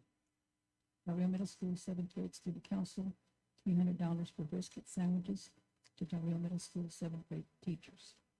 Rudy's Country Store and Barbecue, 70 chips, valued at $69.30 to Del Rio Middle School, 7th grade teachers. DT's, 4 boxes of glazed donuts, 2 boxes of chocolate donuts, 3 gallons of orange juice, and 2 gallons of fruit punch. Estimated value $50. Del Rio Middle School, 7th grade teachers. Thank you. Thank you, Ms. Gonzalez. Again, thank you for all the organizations and restaurants and vendors that donate to our district. We appreciate everything that you do for us. Again, thank you. We go on to administration item 10A, consideration to approve first and final reading of localized update affecting policies DCA, EHDC. Sandra Edmonds. Thank you, Mr. Mesa, Dr. Rios, and members of the board. This evening, I'm bringing forward 2 policies. They are localized revisions. In CDA, local, other revenues investment updates, the policy that was adopted back in December 2020 was on a 2018 version of CDA local. The revisions that we're bringing forward this evening is that it is updated to the revisions in the language that was recommended from Update 114 to be in alignment with the most recent changes in the government code. The second policy, EHDC local, alternative methods for earning credit by examination without prior instruction. The policy is not being changed per se. What we're bringing forward is the procedure for credit for allowing a student, a child who is 5 years old at the beginning of the school year, to be assigned initially to grade 1 rather than kindergarten. And these are procedures for that are written in statute and they're just now placed on a flow chart and also written on a regulation. Questions from board members? No questions? Okay, recommendation, please. Yes, sir. It is the recommendation of the administration that the Board of Trustees approve the first and final reading of CDA local, other revenues and investments, and the criteria for kindergarten acceleration as described in EHDC local, alternative methods for earning credit, credit by examination without prior instruction. Thank you very much. I will entertain a motion for approval. Motion made by Ms. Gonzalez. Is there a second to the motion? Motion made by Mr. Smith. All those in favor? Motion carries unanimously. Thank you very much. Thank you, sir. Item 10B, consideration to approve the nomination of San Felipe del CISD representatives for the Emergency Response Cooperative. Sandra Edmonds. Yes, sir. If you recall, a few weeks ago, the entities of City of Del Rio, Val Verde County, Val Verde Regional Medical Center, and the school district have mutually agreed to form the Del Rio Emergency Response Cooperative to provide a program whereby associated services and resources can be obtained and used by any entity for emergency assistance necessary to protect the health and the welfare of the surrounding community. Tonight, the board will nominate a member of the board, and the administrator will be the superintendent. These individuals will represent the school district for each of the meetings of the Del Rio Emergency Response Cooperative. Okay, is there someone that is so eager to run as representative? Mr. Smith? Thank you so much. Okay, Mr. Smith, and it'll be Dr. Rios and Mr. Smith. And I'll- Okay, so I'll read the call recommendation.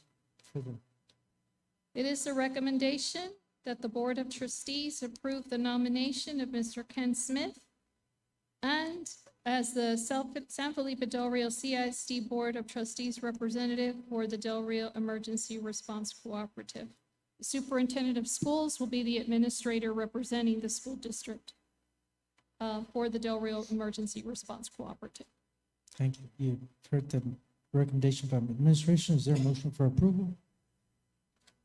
Motion made by Ms. Gonzalez, seconded by Amy Haynes. All those in favor? Motion carries unanimously. Thank you very much. Thank you, sir. Item 10C, consideration to approve board resolution of San Felipe Del Rio CISD regarding emergency school closure on April 28th, 2021 and May 10th, 2021. Sandra Edmonds. Yes, sir, thank you. On April the 28th, 2021, the National Weather Service issued a severe thunderstorm warning, which would impact the Del Rio Laughlin Air Force Base area. On that day, the forecast called for severe weather conditions and a high probability of damaging hail. We did receive hail during that particular day.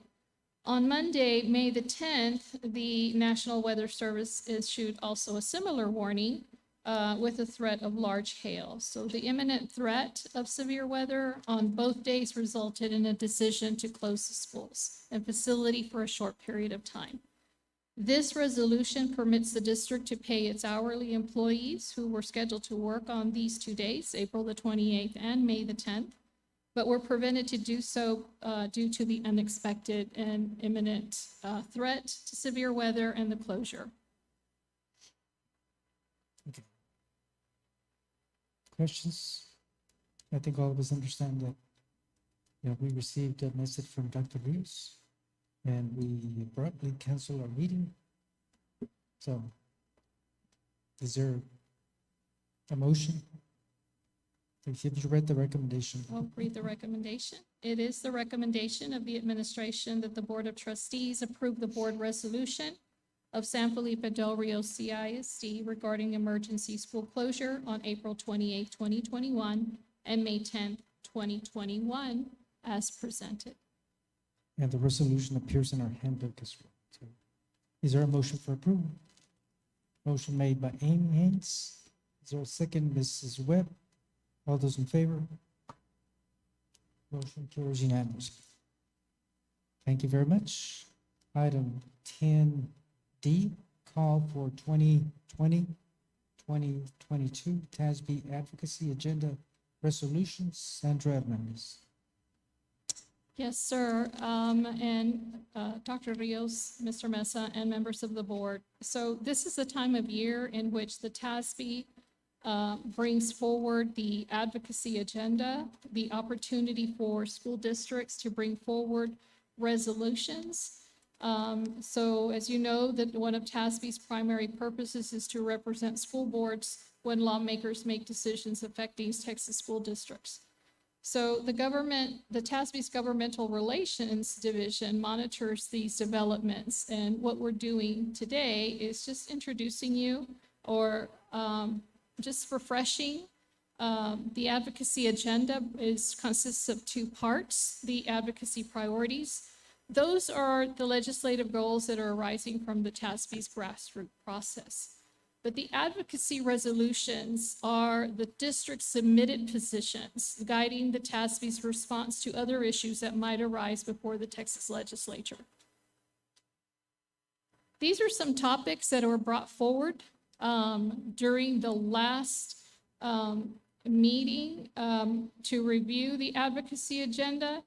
The topics included accountability, charter schools and privatization of public school education, the COVID-19 pandemic, governance, instructional materials and curriculum, public school finance, student issues, and teacher and staff issues.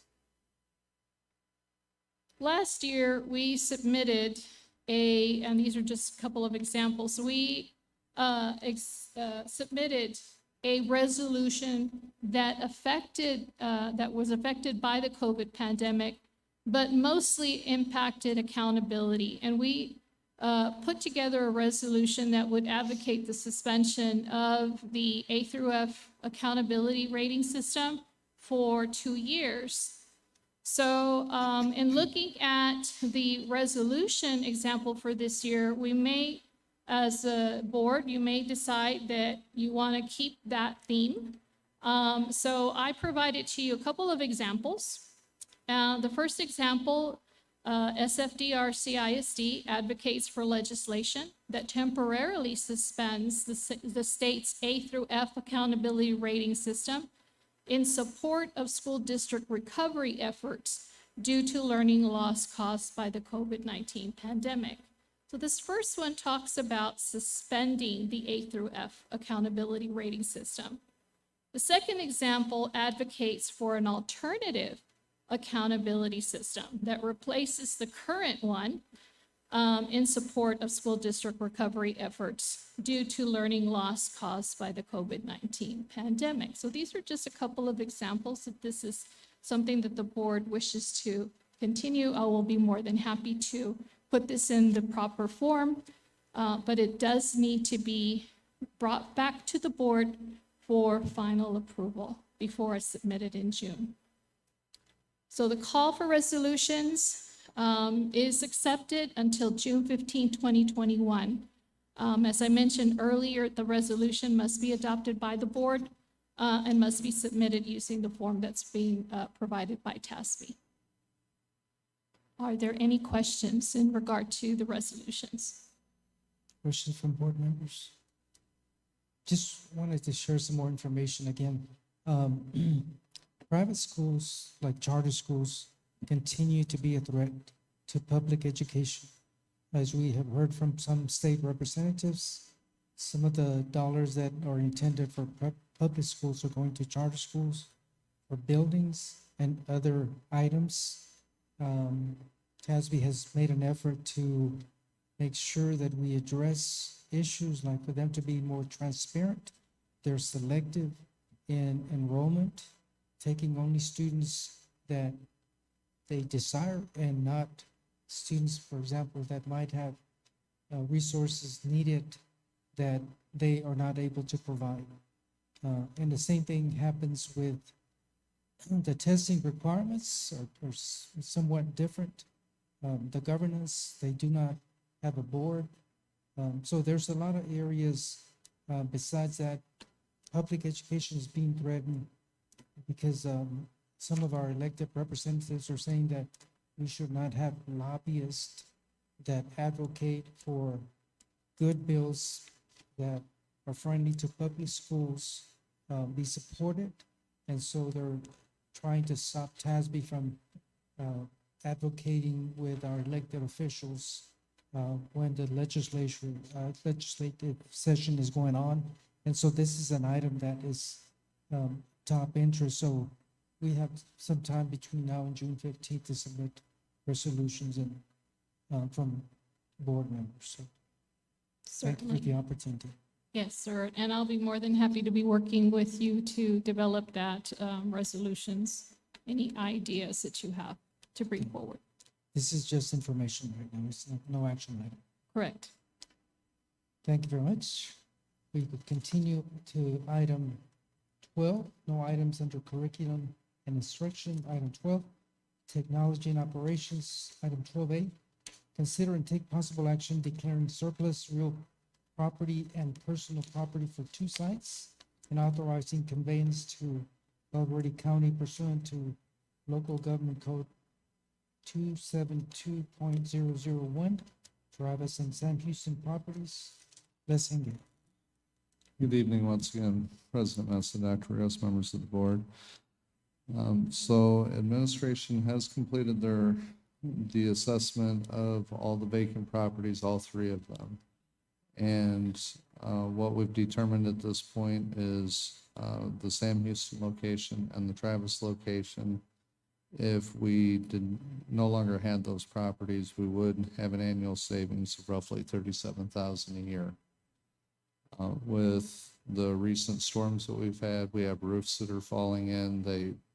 We either need to start looking in the direction of doing the demo project at those 2 locations, or at this point, the county has, administration has contacted the city of Del Rio as well as Valverde County, and the county has expressed interest in those 2 locations at this time. So what our recommendation would be is to go ahead and surrender those properties or declare them as surplus property. So we could go through that process. They would take over the properties as well as everything that's in there with them. Asbestos, old furniture that's deemed no longer needed with the district. They'll assume all that responsibility once they take those properties. South Garfield, there are possible plans in the future of that location, so that one is not in this list. It's only Sam Houston as well as Travis, Old Travis. Questions from board members? Mr. Smith? So to make that process legal, what are we estimating? To make the process legal, just the attorney's fees from Shulman Hopper. $1,000, $500, $20,000? No, usually the real estate estimate, I would guess that this would be approximately 5,000 to 7,500, depending if there's any obstacles. For example, right now, finding the deed to the property became an issue. So I think the last estimate I heard was that we'd have to pay $500 for somebody to go find the deed to the property. But the attorney wouldn't charge us any more than $2,500 to finish the paperwork, because we're just conveying ownership. We're not doing anything else. Less than 20 grand for both. Oh, absolutely. Less than 10 grand.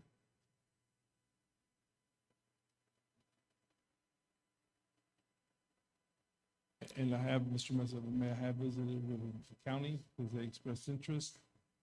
Because Loaves and Fishes is at Travis, Old Cardwell Travis. They already work with them. They understand that that's part of the agreement, that Loaves and Fishes be allowed to continue there.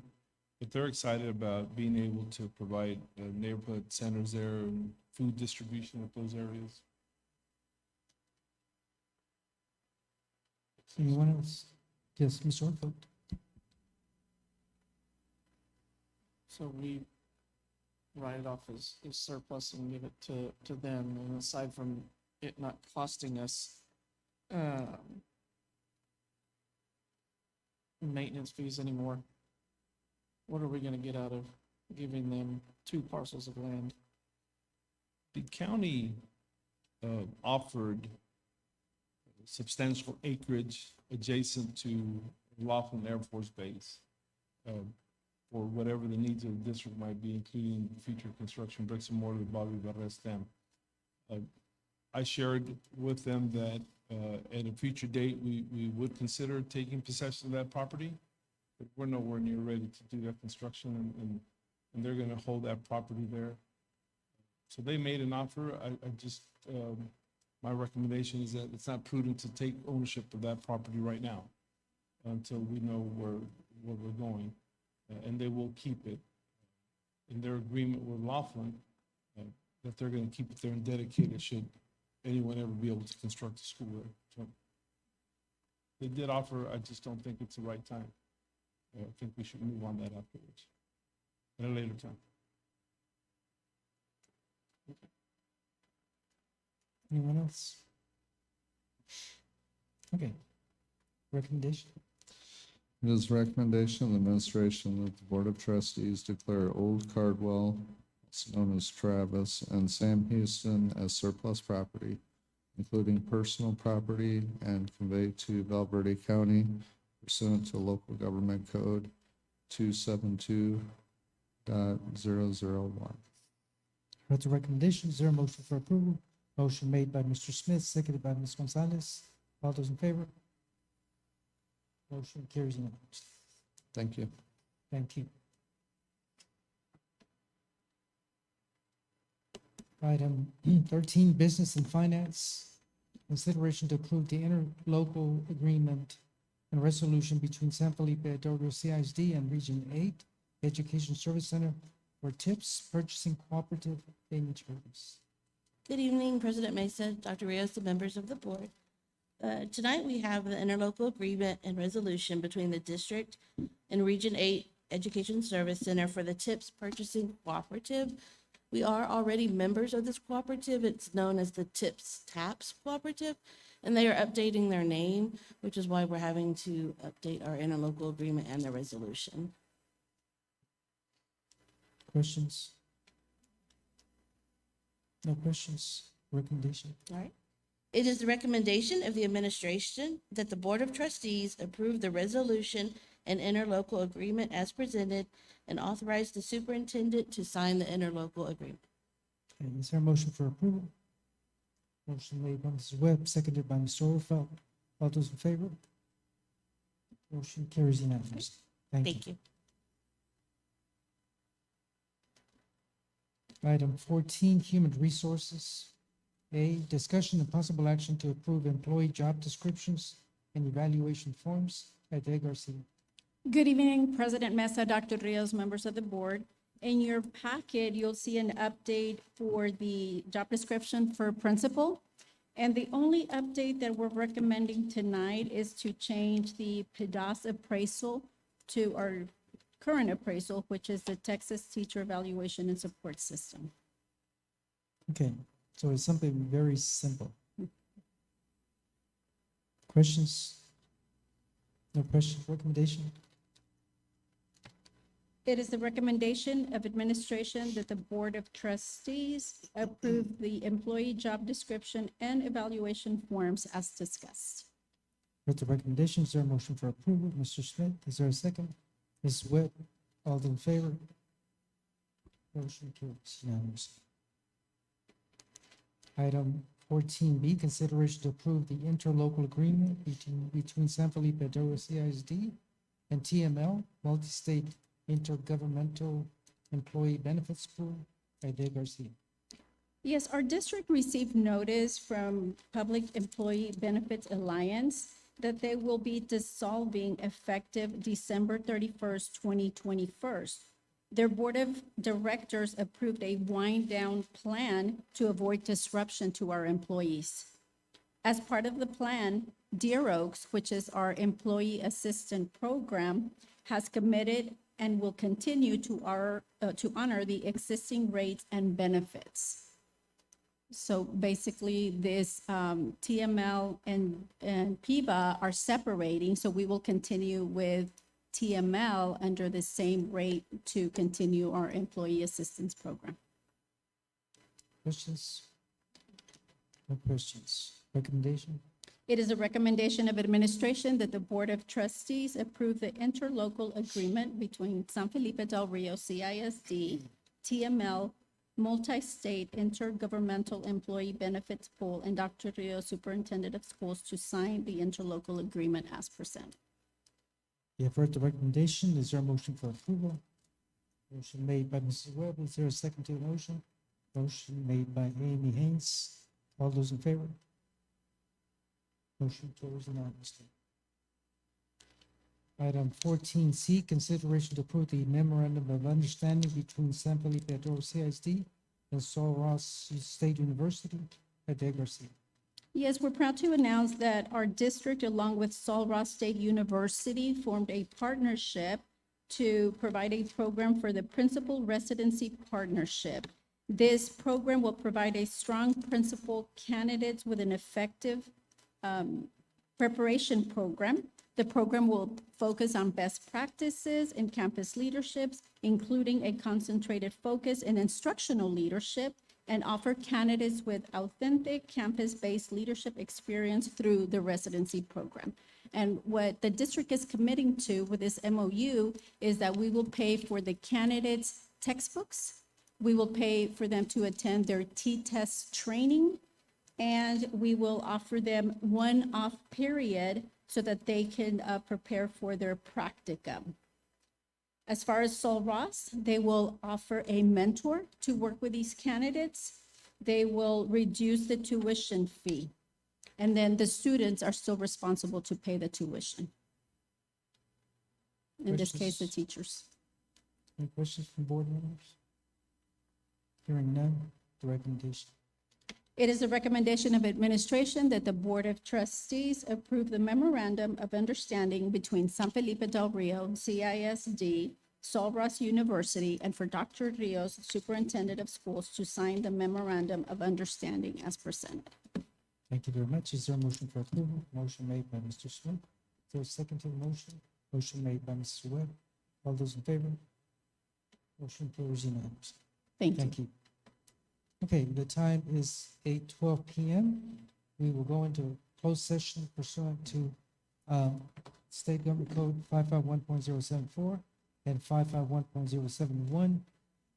Items under executive session will not be voted on, but if a vote is required, it will be taken upon reconvening into open session.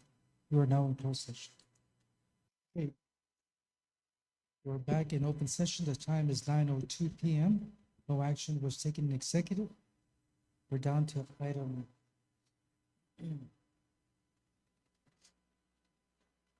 human resources.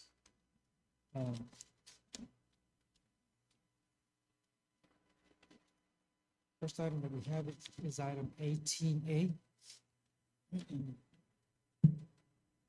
Consideration to approve the personnel report to include the following: new hires, district vacancies, retirements, and resignations. Ade Garcia. Yes, good evening again, President Mesa, Dr. Rios, members of the board. It is the recommendation of administration for the Board of Trustees to approve the resignations, vacancy, and following new hires. Megan Stewart, second grade teacher for Roberto Bobby Barrera Elementary. Jenna Chester, music teacher for Dr. Fermin Calderon Elementary. Victor Santos, maps teacher for Blended Academy. Joshua Lida, social studies teacher for Del Rio High School. At the recommendation, is there a motion for approval? Motion made by Amy Haynes, seconded by Mr. Smith. Mr. Smith, all those in favor? Motion carries unanimously. Okay, item 18B, consideration to approve the position of operations coordinator for the maintenance department. Ade Garcia. It is a recommendation of administration that the Board of Trustees approve Mr. Troy Turner for the position of Operator Coordinator for the Maintenance Department. Questions? Okay, is there a motion for approval? Motion made by Ms. Gonzalez. Is there a second to the motion? Motion made by Mrs. Webb. All those in favor? Motion carries unanimously. Item 18C, consideration to approve the position of bilingual / ESL compliance coordinator for the bilingual ESL department by Dave Garcia. It is the recommendation of administration that the Board of Trustees approve Mrs. Nancy De La Rosa for the position of bilingual ESL compliance coordinator. You've heard the recommendation. Is there a motion for approval? Motion made by Mrs. Webb. Is there a second to the motion? Ms. Gonzalez, all those in favor? Motion carries. Mr. Rutherford, unanimously.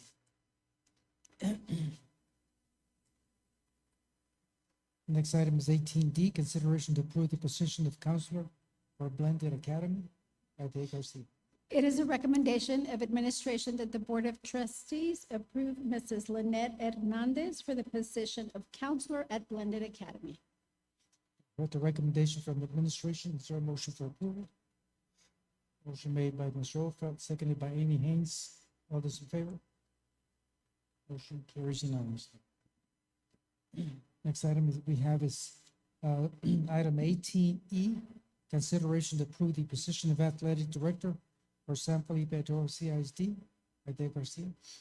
Yes, sir. It is a recommendation of administration to recommend Mr. Frenchie McCray as the athletic director for the Del Rio High School. You've heard the recommendation. Is there a motion for approval? Mr. Smith, seconded by Amy Haynes.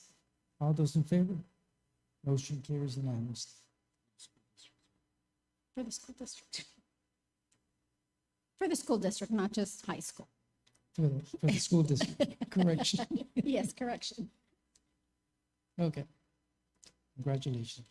Consideration, item 18F, consideration to approve the position of technology director for the technology department for Dave Garcia.